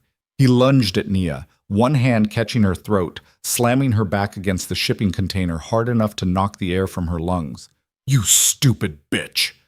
Then Junseo was there, moving with terrifying speed. He slammed the gun against the man's temple, once, twice, until the grip on Nia's throat released and she collapsed to her knees, gasping. Junseo dragged the man away from her and put 2 bullets in his chest without hesitation. The warehouse fell silent except for Nia's ragged breathing. Junseo turned to her, and the expression on his face was something between fury and terror. "What the hell are you doing here?" "Saving your life." Her voice came out strangled, her throat already bruising. "I told you to stay in the car. He was going to kill your guards. You wouldn't have seen him in time. So you thought you'd what? Hit him with a pipe? Junseo grabbed her shoulders, his hands shaking. He could have shot you, could have broken your neck. You could be dead right now. But I'm not. That's not the point. A gunshot cracked through the air. Junseo's body jerked. His eyes went wide. Blood bloomed across his shoulder, dark and spreading fast. Nia screamed. Yeah. Taemin was on his feet, a small pistol in his hand that he must have pulled from an ankle holster, his face twisted with rage and satisfaction. You took everything from me, Taemin said, aiming for a second shot. So I take everything from you. But before he could fire, one of Junseo's guards put 3 bullets in his chest. Taemin dropped like a puppet with cut strings. Junseo collapsed to one knee, his hand pressed against the wound, blood seeping between his fingers. His face had gone pale, sweat beading on his forehead. Junseo! Nia was on him immediately, her hands replacing his, applying pressure to the wound. Years of emergency room training kicked in automatically. I need something to stop the bleeding, a shirt, a towel, anything. One of the guards stripped off his jacket, handing it to her. Nia wadded the fabric against the wound, her hands steady, despite the panic clawing at her chest. The bullet went through. That's good. But you're losing a lot of blood. We need to get you to a hospital. No hospitals. Junseo's voice was weak but firm. Too many questions. You need surgery. I have a doctor, private. He'll come to the penthouse. He tried to stand and his legs buckled. 2 guards caught him before he hit the ground. Get him to the car, Nia ordered, her voice taking on the same commanding tone she used in trauma bays. Now. And someone call his doctor. Tell them it's a through-and-through gunshot wound to the left shoulder, significant blood loss, patient is conscious and responsive, but going into shock. The guards moved immediately, responding to her authority without question. They half-carried Junseo to the SUV while Nia kept pressure on the wound, her scrubs. She'd changed before they left. Some instinct telling her she might need to be ready for medical work, already soaked with his blood. The drive back to the penthouse was the longest 20 minutes of Nia's life. Junseo's head rested against her shoulder, his breathing shallow, his skin clammy. She kept talking to him, forcing him to stay conscious. Tell me about Busan, she said. What was it like growing up there? Loud. His voice was barely a whisper. Always loud. The port, the markets, people everywhere. What else? My mother used to take me to the beach, before she got sick. His eyes drifted closed. Hey, stay with me. Nia squeezed his hand hard enough to hurt. What did you do at the beach? Built sandcastles. She said I was going to be an architect. A weak laugh. Guess she was wrong. She wasn't wrong. You built an empire. On blood. On survival. Nia pressed her forehead against his. And you're going to keep surviving. You hear me? You don't get to die in the back of a car after everything we've been through. Bossy. Damn right. By the time they reached the penthouse, the doctor was already there. A Korean man in his 60s with steady hands and a medical bag that looked like it belonged in a military field hospital. He took one look at Junseo and immediately started barking orders. They converted the dining room into an operating theater. Nia assisted, falling into the familiar rhythm of medical procedures, monitoring vitals, handing over instruments, keeping pressure on bleeders while the doctor worked. It took 2 hours to remove bone fragments, repair the damage, and close the wound. When it was finally over, Junseo was unconscious on the table, his chest rising and falling with steady breaths, color slowly returning to his face. He'll live, the doctor said, stripping off his gloves. But he needs rest, no physical activity for at least 2 weeks. I'll make sure of it, Nia said. The doctor studied her, taking in her blood-soaked scrubs, the bruises already darkening on her throat. You're a nurse. Trauma. Chicago Memorial. Then you know how lucky he is. 5 minutes later, and he would have bled out. He packed his instruments carefully. You saved his life. After the doctor left, Nia sat beside Junseo while the guards moved him to the bedroom. She helped position him on his uninjured side, checked his bandages, monitored his breathing. Then she finally let herself break down. The adrenaline that had been holding her together for hours evaporated all at once, leaving her shaking and hollow. She collapsed into the chair beside the bed, buried her face in her hands, and cried. For the violence she'd witnessed, for the man she'd hit with a pipe, for the terror of watching Junseo get shot, for the blood on her hands, literal and metaphorical. She'd crossed more than a line tonight. She'd burned the bridge behind her. Mutbus. Junseo woke just after dawn, his eyes opening slowly, confusion flickering across his face before memory caught up. Nia. His voice was rough, dry. She was there immediately, a glass of water already in her hand. Don't move. You'll tear the stitches. He let her help him drink, wincing at the movement. Taemin? Dead. The others? 3 of your men wounded, 1 seriously, but alive. Everyone else who came at us didn't make it out. Junseo absorbed that silently, his eyes tracking over her face, lingering on the bruises around her throat. You disobeyed my orders. I saved your life. You could have been killed. So could you. She set the water glass down. We can fight about this later. Right now, you need rest. I'm not going to win this argument, am I? Not even close. Something that might have been a smile tugged at his mouth. Then his expression turned serious. What you did tonight, hitting that man, staying calm while I was bleeding out, assisting with surgery, that's not something most people could handle. I'm not most people. No. His hand found hers, his grip weak but steady. You're not. They sat in silence for a while, dawnlight filtering through the windows, the city waking up beyond the bulletproof glass. What happens now? Naya asked finally. Now we rebuild. Taemin's faction is gone. The Baekdu leadership got what they wanted, proof that I'm still capable of handling threats, and you, he paused. You proved you're not just someone I need to protect. You're someone who can stand beside me in this world. Is that what you want? Me standing beside you? It's the only thing I want. Nia thought about her apartment, about the eviction notice she'd never dealt with, about the life she'd been living 6 months ago. Invisible, exhausted, drowning. That woman felt like a stranger now. I need to go back to work eventually, she said. I have patients who need me, a career I spent years building. I'm not giving that up. I wouldn't ask you to. But things will be different now. People will know I'm with you, that I was there when Taemin died. Yes, Marcus was right about one thing, Nia said quietly. Your world is violent, and I'm part of it now, whether I like it or not. Do you regret it? She looked at him, this man who'd killed for her, who'd nearly died protecting her, who'd shown her both tenderness and brutality in equal measure. No, she said. I don't regret it. Junseo's hand tightened around hers. Then we'll figure out the rest together. But even as Nia said the words, even as she sat beside him in the aftermath of violence, part of her wondered what she'd become. Because the woman who'd walked into that warehouse, who'd swung a pipe at an armed man, who'd watched people die without flinching, that woman was someone she barely recognized, and she wasn't sure yet if that transformation was freedom or damnation. 3 days later, Nia returned to Chicago Memorial for her first shift since the warehouse. The bruises on her throat had faded to yellow-green, easily hidden beneath the collar of her scrubs. Junseo had protested her going back so soon, but she'd insisted.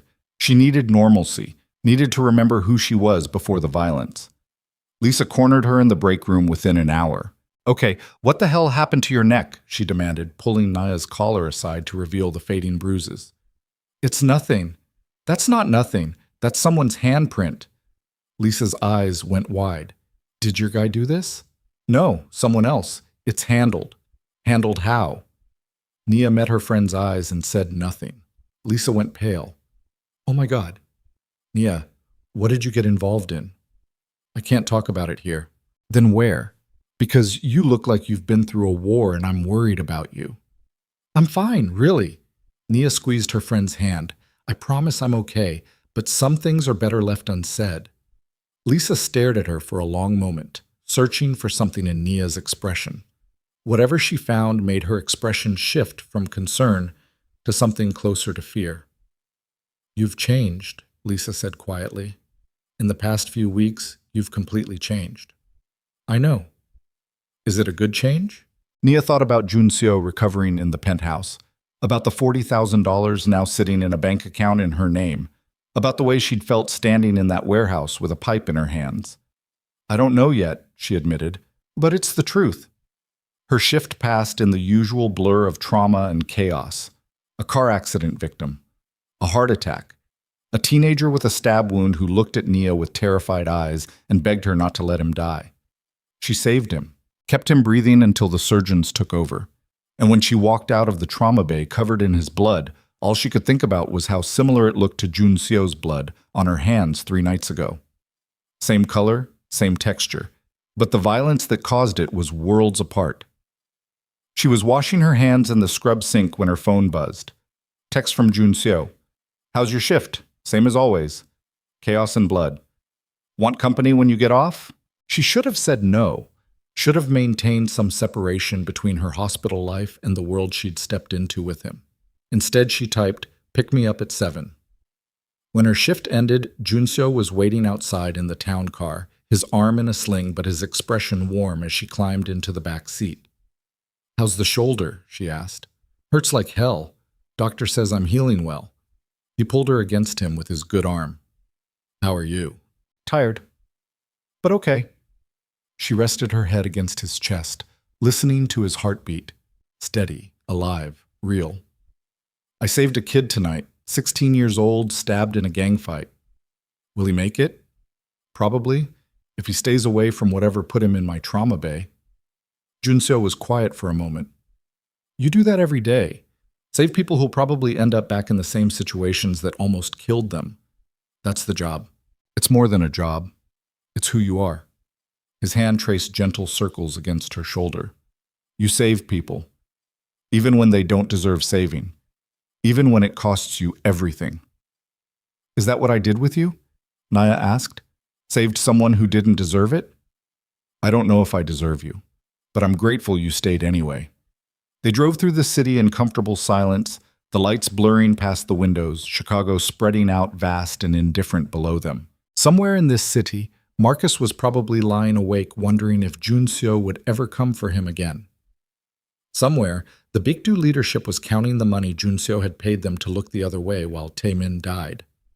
Somewhere, men who knew Junseo's name were recalculating their positions, deciding whether he was an ally or a threat. But here, in the back of this car with Nia's head against his chest and his arm holding her steady, Junseo was just a man who'd survived another day. And Nia was just a woman trying to reconcile the healer she'd always been with the fighter she was becoming. Tell me something, she said finally. If you could go back to before we met, before everything got complicated, would you change anything? Junseo didn't hesitate. No. Every choice I made led me to you, so no, I wouldn't change a single thing. Even the violence? Even Taemin? Even that. His grip tightened. Because the alternative was losing you, and that's not something I'm willing to accept. Nia closed her eyes, letting his certainty wash over her. She'd crossed every line she'd ever drawn for herself, become complicit in violence, watched men die, helped the man she loved survive a war.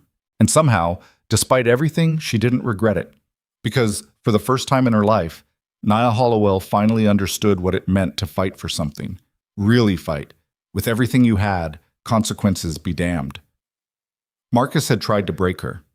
Junseo had shown her she was already whole, and the woman who'd walked into a nightclub 6 months ago, desperate and invisible and drowning, was gone forever. In her place stood someone stronger, someone dangerous, someone who'd finally learned that sometimes love required you to become the monster your enemies feared. And as the car carried them through Chicago's endless night, Nia realized she was okay with that. More than okay. She was free. 2 weeks after Taemin died in that warehouse, Nia stood in the administrative office of Chicago Memorial, filling out paperwork for a leave of absence. Her supervisor, Dr. Melissa Chen, watched her with concerned eyes. You've never taken more than 3 consecutive days off in 4 years. Are you sure about this? I'm sure. Nia signed the last form and slid it across the desk. 3 months. Maybe 4. Can I ask why? Nia thought about how to answer that. About Junseo recovering in the penthouse. his organization restructuring in the aftermath of Tai Min's death, the Baekdu leadership demanding meetings to renegotiate terms. About the weight of violence she was still learning to carry, the way her hands sometimes shook when she was alone. "I need time to figure some things out," she said finally. "Personal things." Dr. Chen studied her for a long moment. "The bruises on your neck 2 weeks ago, the way you've been moving lately, like you're waiting for something bad to happen. Nia, if you're in trouble, I'm not in trouble, I promise." Nia stood, shouldering her bag. "I just need space to breathe." It wasn't entirely true, but it wasn't entirely a lie either. The truth was more complicated than Dr. Chen could ever understand. The truth was that Nia had spent 2 weeks watching Junxiu heal, watching his empire absorb the shockwave of Tai Min's death, watching herself in mirrors and not fully recognizing the woman staring back. She needed time to figure out who that woman was going to become.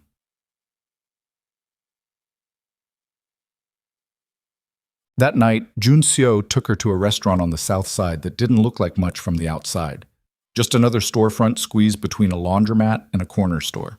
But inside it was warm and intimate, filled with the smell of soul food and quiet conversation. "I've never been here," Nia said as they settled into a booth in the back. "It's been here 30 years. The owner, Miss Robinson, used to cook for my mother when she first came to Chicago." Junxiu's sling was gone now, his shoulder healing but still stiff. "Before everything went to hell, my parents tried to build something legitimate. This was one of the first businesses they invested in." An older black woman approached their table, her face lighting up when she saw Junxiu. "Baby boy, where have you been? I heard you got yourself shot." "I'm fine, Ms. Robinson." He stood carefully and let her pull him into a gentle hug that avoided his healing shoulder. "Just needed some time to recover." She turned her sharp gaze on Nia. "And who's this beautiful girl you finally brought to meet me?" "Nia Hollowell." "Nia, this is Evelyn Robinson. She basically raised me after my mother died." Ms. Robinson's eyes softened. "Trauma nurse, right? Over at Memorial?" Nia blinked. "How did you... Akil?" "Baby, I know everything that happens in this neighborhood, and I know Junxiu's been different these past few months. Lighter, less haunted." She squeezed Nia's hand. "Thank you for that." Before Nia could figure out how to respond, Ms. Robinson disappeared into the kitchen, returning minutes later with plates of food they hadn't ordered: fried catfish, collard greens, mac and cheese, cornbread that steamed when broken open. They ate in comfortable silence for a while, the restaurant's warmth seeping into Nia's bones. "You never told me your mother came to Chicago," she said finally. "She left Korea when she was 23, pregnant with me, running from my father's world." Junxiu's voice was quiet, distant. "She tried to build a normal life here, worked 2 jobs, saved every penny, but my father found her eventually, dragged us back to Busan when I was 5. "What was she like?" "Kind. Too kind for the world she ended up in." He set down his fork. "She used to tell me that violence was a choice, not a destiny, that I could be different than my father if I wanted to be. Do you think she was right? I used to think she was naive, that violence was the only language people like my father understood." He met Nia's eyes. "But then I met you, and I started wondering if maybe she saw something I couldn't." "What's that?" "That the strongest thing a person can do isn't surviving through brutality. It's surviving while staying human." His hand found hers across the table. "You do that every day. You walk into trauma bays and see the worst of what people do to each other, and you still show up the next day believing people are worth saving." Nia's throat tightened. "That's my job. It's more than a job. It's who you are." He squeezed her hand. "And being around you makes me want to be better than what my father made me." "You killed Tai Min." "I did." "You've killed 7 people." "Yes." "And you'd do it again if someone threatened me." Without hesitation, Nia absorbed that, turning it over in her mind. "I should be horrified by that. But you're not." "No." She looked at their joined hands. "I'm not. And I don't know what that says about me. It says you understand that the world isn't black and white, that sometimes protecting the people you love requires you to do terrible things." His thumb traced circles against her palm. "My mother believed violence was a choice, and she was right. But what she didn't tell me is that sometimes the choice isn't between violence and peace. It's between violence and losing everything that matters. Ms. Robinson returned to clear their plates, her expression warm but knowing. You two look like you've got the weight of the world on your shoulders. Just trying to figure some things out, Nia said. Well, let me tell you something I learned in 67 years of living. Ms. Robinson leaned against their booth. The world's gonna judge you no matter what you do. Judge you for being too soft, too hard, too scared, too reckless. But the only judgment that matters is the one you make looking in the mirror every morning. And what if I don't recognize the person looking back? Nia asked quietly. Then you decide if that's someone you want to become or someone you need to leave behind. She patted Nia's shoulder. Either way, the choice is yours, baby. Nobody else gets to make it for you. After Ms. Robinson walked away, Junseo said, She's right, you know, about the choice being yours. Is it, though? Because it feels like I already made it. The moment I walked into that warehouse, the moment I swung that pipe, the moment I watched people die and didn't flinch. Nia pulled her hand back. I can't unmake those choices. No, but you can decide what comes next. He leaned forward. I told you before that if you stay with me, you're part of this world completely. And I meant it, but that doesn't mean you have to become what I am. You can be a healer who's seen violence. You can be strong without being brutal. You can love me and still maintain the boundaries that keep you human. Can I? Because 2 weeks ago, I helped you survive a gunshot wound while men died around us, and I felt nothing. No horror, no regret. Just relief that you were still breathing. That's not nothing, Nia. That's love. Or it's the first step toward becoming someone I don't want to be. Junseo was quiet for a long moment, studying her face. What are you saying? I'm saying I need time. Space to figure out who I am now, separate from you, separate from the violence.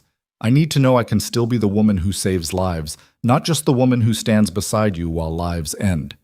His expression closed off, that familiar control sliding back into place. You want to leave. I want to breathe.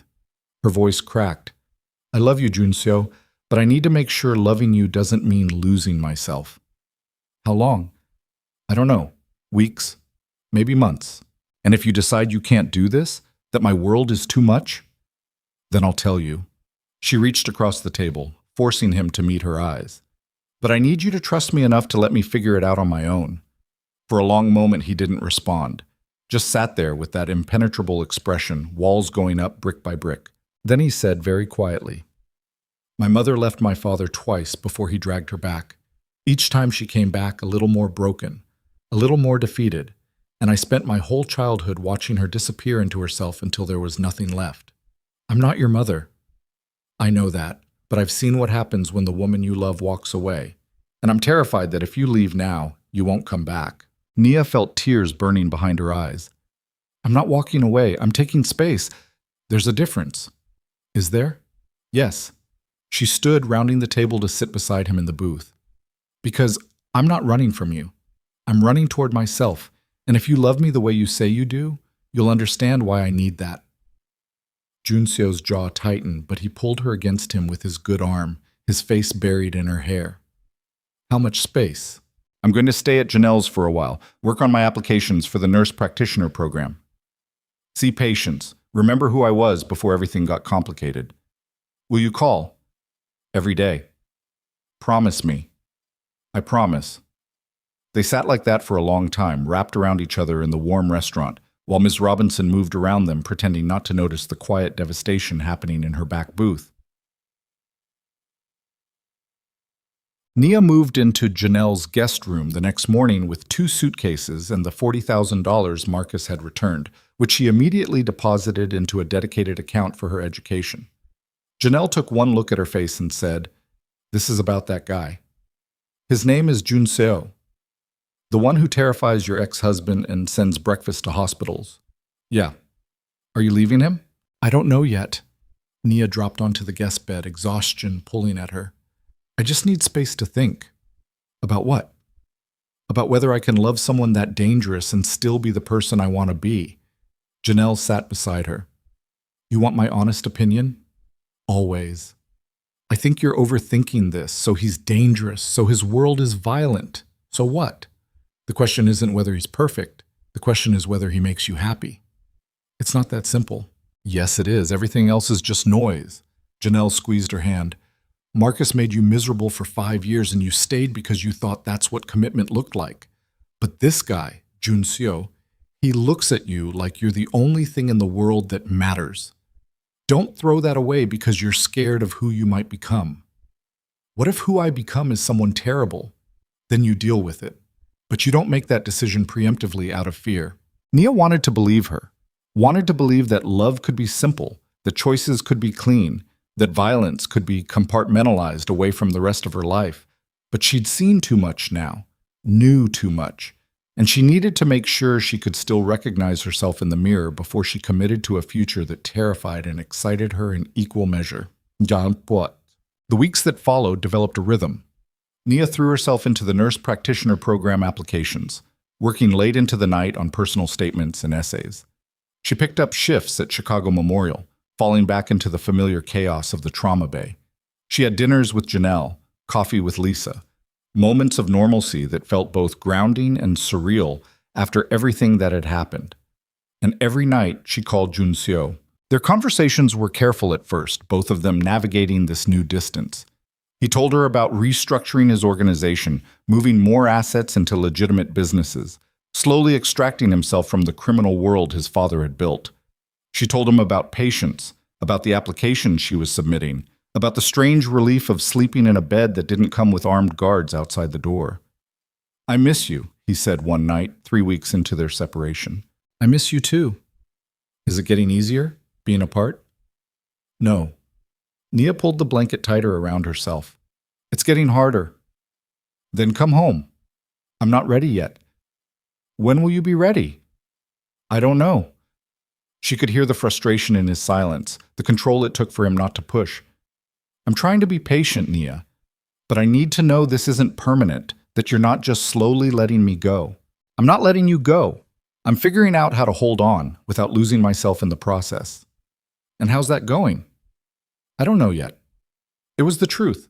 Some days Nia woke up certain she'd made a mistake, that she should be with Junseo regardless of the complications.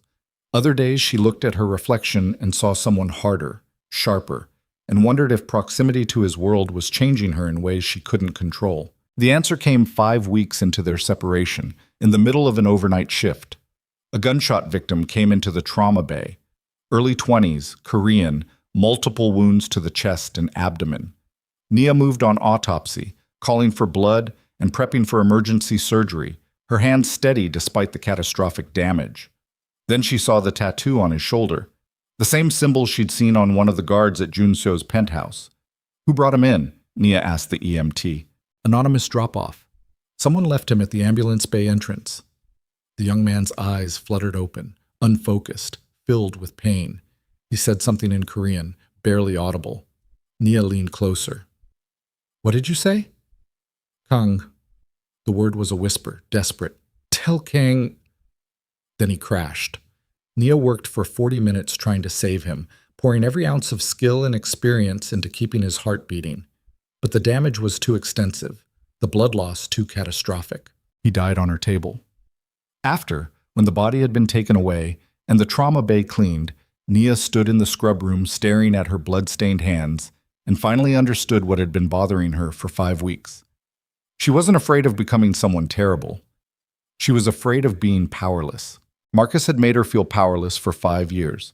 Taemin had made her feel powerless when he sent that gunman to her apartment. Every debt collector, every eviction notice, every moment of her life where she'd been at someone else's mercy had reinforced that helplessness. But with Junseo, she'd felt powerful. Not because of his money or his influence, but because he'd seen her strength and reflected it back until she finally believed in it herself. The violence wasn't what scared her. The vulnerability did. Loving someone meant giving them the power to destroy you. And after Marcus, after everything, Nia had been terrified of handing that power to anyone. But Junseo had never used it, had never made her feel small or controlled or less than. He just loved her. Fierce and absolute and unconditional. And she'd been running from that because it felt too good, too intense, too much like falling without a net. Nia pulled out her phone with shaking hands and called him. He answered on the first ring. "Nia, It's 3 a.m. Are you okay? One of your men died in my trauma bay tonight. Silence. Then, who? Young guy, early 20s, multiple gunshot wounds. He said your name before he died. Kim Min Ho. Junseo's voice had gone completely flat. He was one of Tae Min's people who defected to my side after the warehouse. Someone must have found out. I'm sorry. It's not your fault. I know, but I still tried to save him, and I couldn't. She pressed her forehead against the cool tile wall. And all I could think while he was dying was that this is your world. People die violently, and there's nothing I can do about it. No matter how good a nurse I am, no matter how hard I try, I can't protect you from this. Nia, see, let me finish. She took a shaky breath. I've been scared for 5 weeks. Scared that loving you means watching you get hurt or killed. Scared that staying with you means becoming complicit in violence I can't control. But tonight I realized something. I was never scared of becoming someone terrible. I was scared of being vulnerable again, of giving you the power to break me the way Marcus did. I know that now. I think I've always known it. But I needed to feel that fear fully, to sit with it, to understand it before I could move past it. Tears were running down her face now. And I'm done being scared, Junseo. I'm done running from the best thing that's ever happened to me because I'm afraid of getting hurt. What are you saying? I'm saying I want to come home. I'm saying I love you and I don't care how dangerous your world is because you're worth it. I'm saying I choose you completely, knowing exactly what that means. The silence on the other end stretched so long she thought the call had dropped. Then Junseo said, voice rough with emotion, I'm coming to get you. My shift ends at 6. I'll be there at 6:01. He was waiting outside Chicago Memorial when Nia walked out into the cold December morning, the sun just starting to paint the sky pink and gold. She'd spent 5 weeks learning how to be apart from him. It took 3 seconds to remember why being together was the only thing that made sense.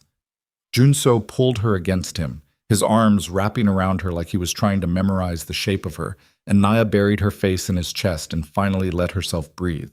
I'm sorry, she whispered, for running, for making you wait. Don't apologize, you needed space and I gave it to you. That's how this works. How what works? Partnership, love, whatever we're building together. He pulled back to look at her, his hand cupping her jaw. I meant what I said in that warehouse. You're not my weakness, Nia. You're my strength. And if you need space in the future, if you need time to remember who you are outside of us, I'll give you that. Always. And if I need you to be safer, to pull back from the violence, I'm already doing that. Taemin's death closed a chapter. I've been divesting from the criminal operations, moving everything legitimate. It'll take time, but I'm building something cleaner, something my mother would have been proud of. Because of me? Because of me. But also because you showed me it was possible.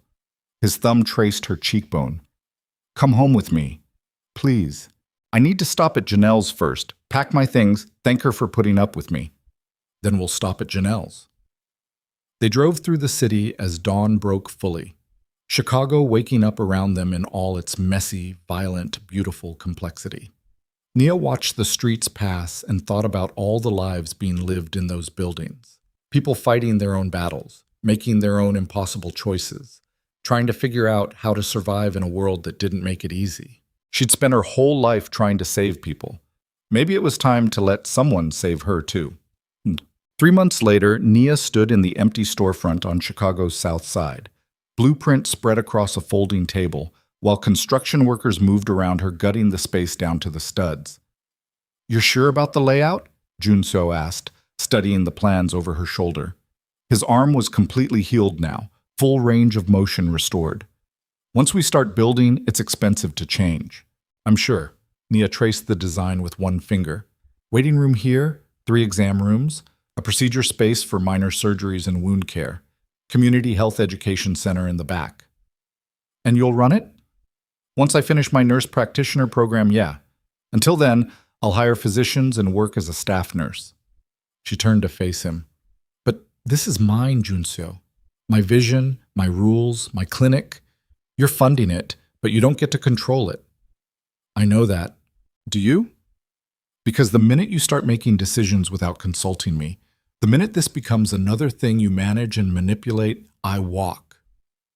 Noted, his mouth curved. Anything else? Yeah. The clinic's going to serve anyone who walks through that door. Gang members, drug dealers, people running from the law. We don't ask questions. We don't report to police. We just treat them. Can you live with that? Can you? I already do. Every night at Chicago Memorial. She crossed her arms. But some of those people might be connected to organizations that compete with yours. I need to know that won't be a problem.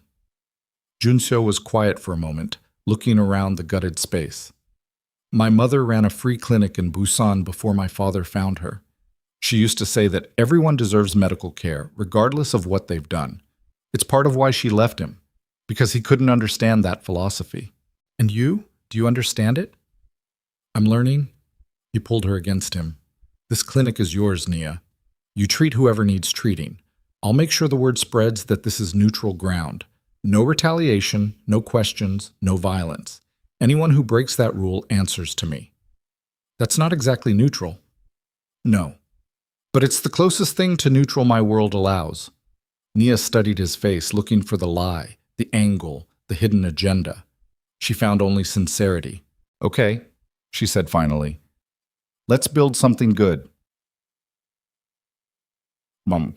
The clinic opened 6 months later on a hot July afternoon with a small ceremony that drew half the neighborhood. Ms. Robinson from the Soul Food restaurant brought catering. Janelle and Lisa came representing Nia's old life at Chicago Memorial. And Junseo stood in the back, watching with quiet pride as Nia cut the ribbon and gave a short speech about accessible healthcare and community investment. Nia had applied the $40,000 from Marcus as the seed capital for her ownership stake. Junseo had provided the rest, the building, the renovation, the equipment, the first year's operating budget. On paper, they were partners. In practice, Nia ran everything medical while Junseo handled the business infrastructure. It worked. The first patient was a 16-year-old girl with an infected wound she'd been hiding from her parents. Nia treated her with the same care she'd given to gangsters and executives at Chicago Memorial, and by the end of the first week, word had spread that the clinic was safe, confidential, and wouldn't turn anyone away regardless of ability to pay. They saw 30 patients in the first month, 60 in the second. By the end of the first year, Nia had hired 2 more nurse practitioners, a physician who split her time between the clinic and Stroger Hospital, and a full-time community health educator. The Hollowell Clinic became a fixture in the neighborhood, not just medical care, but a hub for wellness education, addiction resources, and violence prevention programs. And through it all, Junseo kept his promise.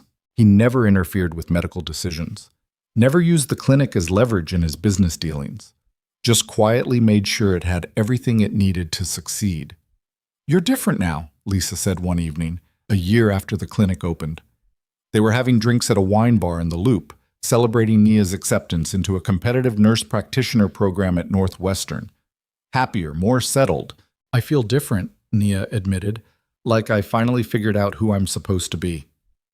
And that's someone who runs a clinic with blood money? The question was gentle, not accusatory, but it still landed hard. It's someone who takes something built on violence and turns it into healing, Nia said carefully.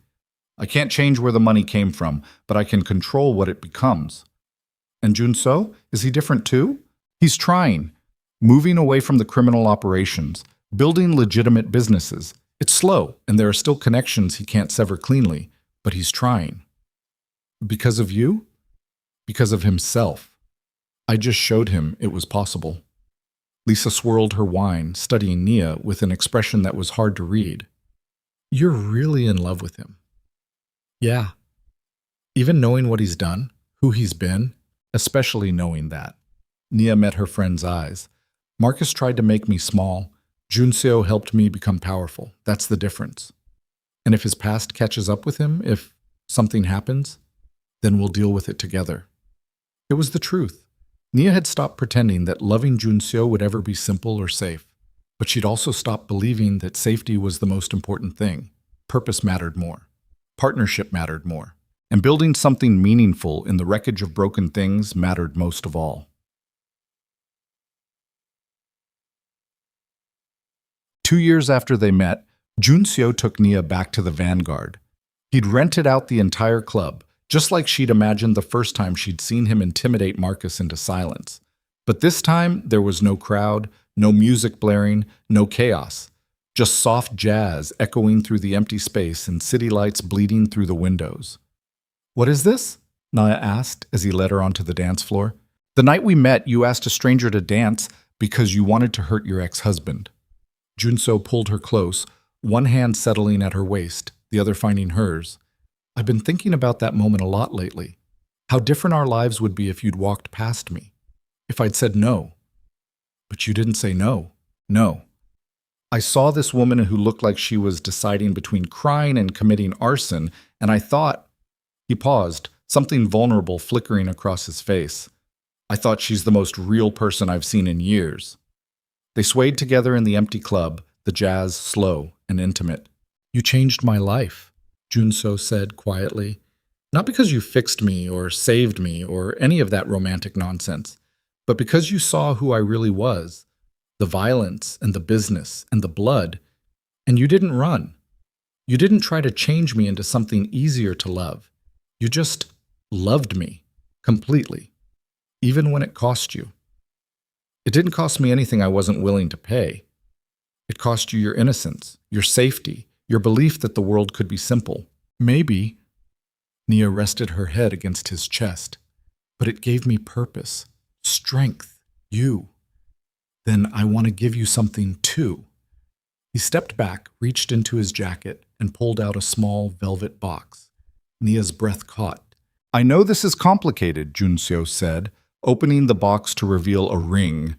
Diamond surrounded by emeralds, stunning and understated at the same time.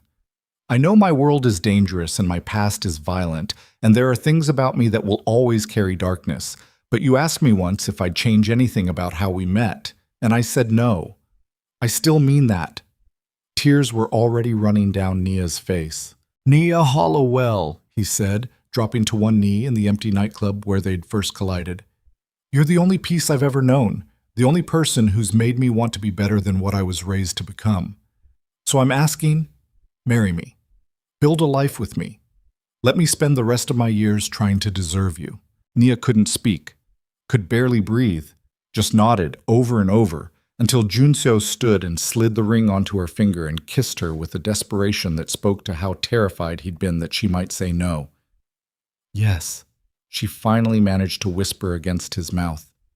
"Yes, I'll marry you."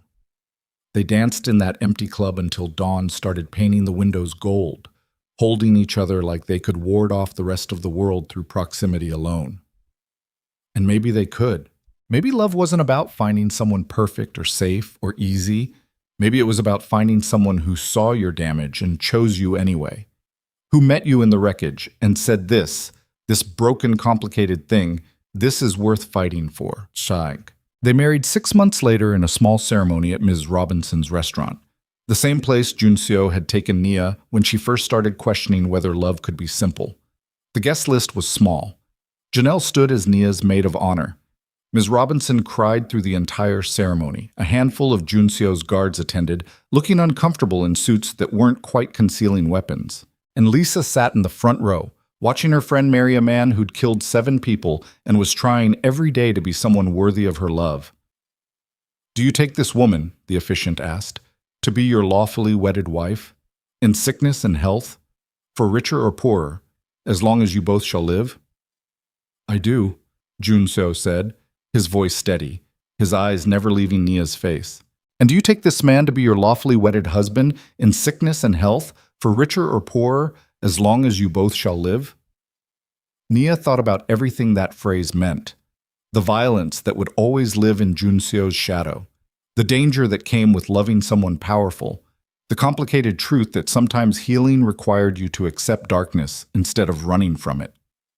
"I do," she said, and meant it with everything she had. They kissed as husband and wife while Ms. Robinson's restaurant erupted in applause, and Nia felt something settle in her chest that had been restless for as long as she could remember. She'd spent 5 years married to Marcus, feeling invisible. She'd spend the rest of her life married to Junseo, feeling seen. Molka. 3 years after they married, Nia stood in the Hollowell Clinic's expansion wing, watching construction workers frame out what would become a dedicated mental health center. She was 36 now. The clinic had grown into 3 locations across the south and west sides. Her nurse practitioner degree hung on her office wall next to her original nursing license. And the woman who'd walked into a nightclub drowning in debt and self-doubt felt like someone from another lifetime. "How's it looking?" Junso asked, appearing beside her with 2 cups of coffee. "Good.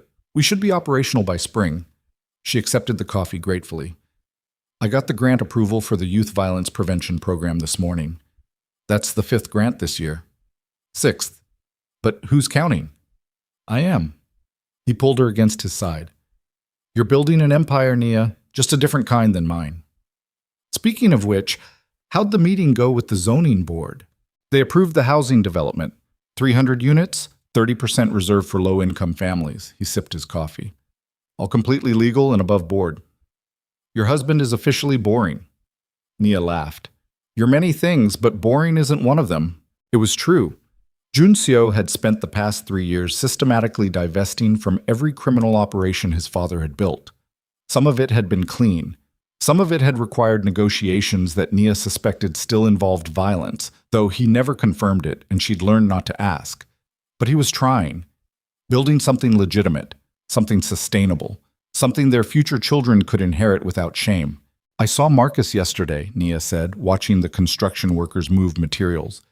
"He was outside the clinic, just standing there, staring." Junso went very still. "Did he approach you?" "No, just watched for a minute, then walked away." She turned to face him.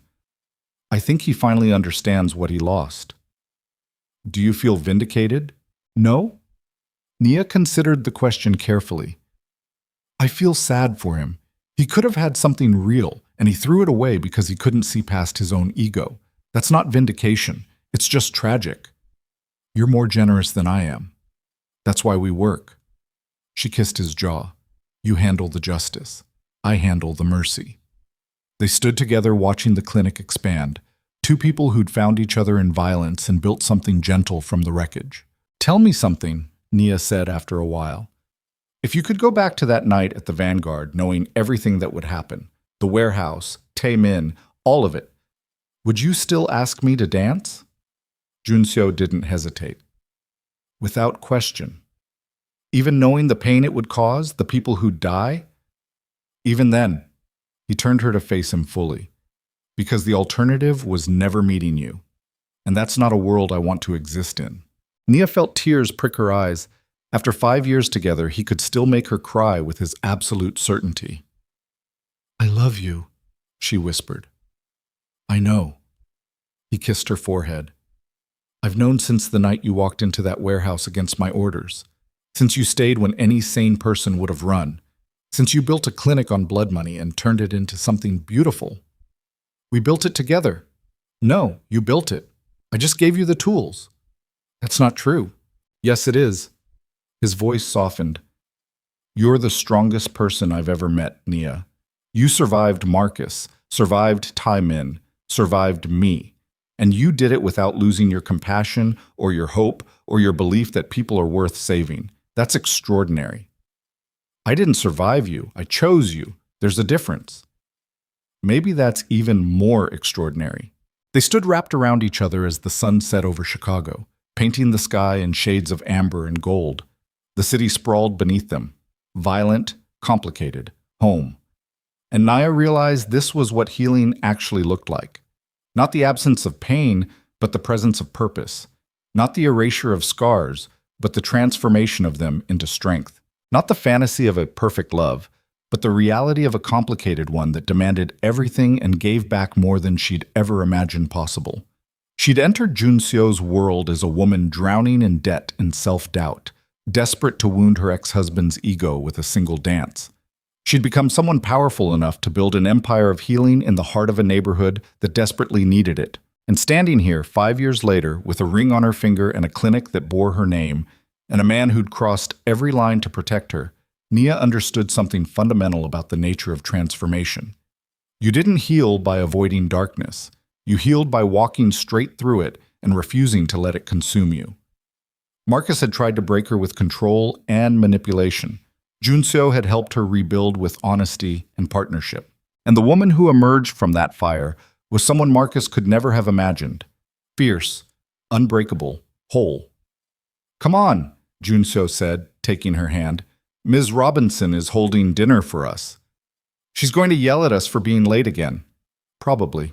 They walked out of the clinic together, past the waiting room where lives were saved every single day, past the community education center where teenagers learned about conflict resolution and healthy relationships, past the photographs on the wall showing the neighborhood's transformation over 5 years. And as they stepped into the Chicago evening, Nia felt something she hadn't felt in years. Peace. Not because her life was simple or safe or easy, but because she'd finally stopped running from who she really was. A healer who'd seen violence and refused to become violent herself. A survivor who'd been broken and rebuilt herself stronger. A woman who'd looked at the most dangerous man in Chicago and seen not a monster, but a person trying desperately to become more than his father's legacy. The night Marcus Reed had made her feel worthless, she'd walked into a nightclub and asked a stranger to dance. And that single choice had changed everything. Not because it was perfect, but because it was real. And sometimes, Nia thought, as Junseo opened the car door for her, and she caught sight of her reflection in the window, confident, strong, unafraid, sometimes the most dangerous thing you could do was believe you deserved better, and then fight like hell to get it.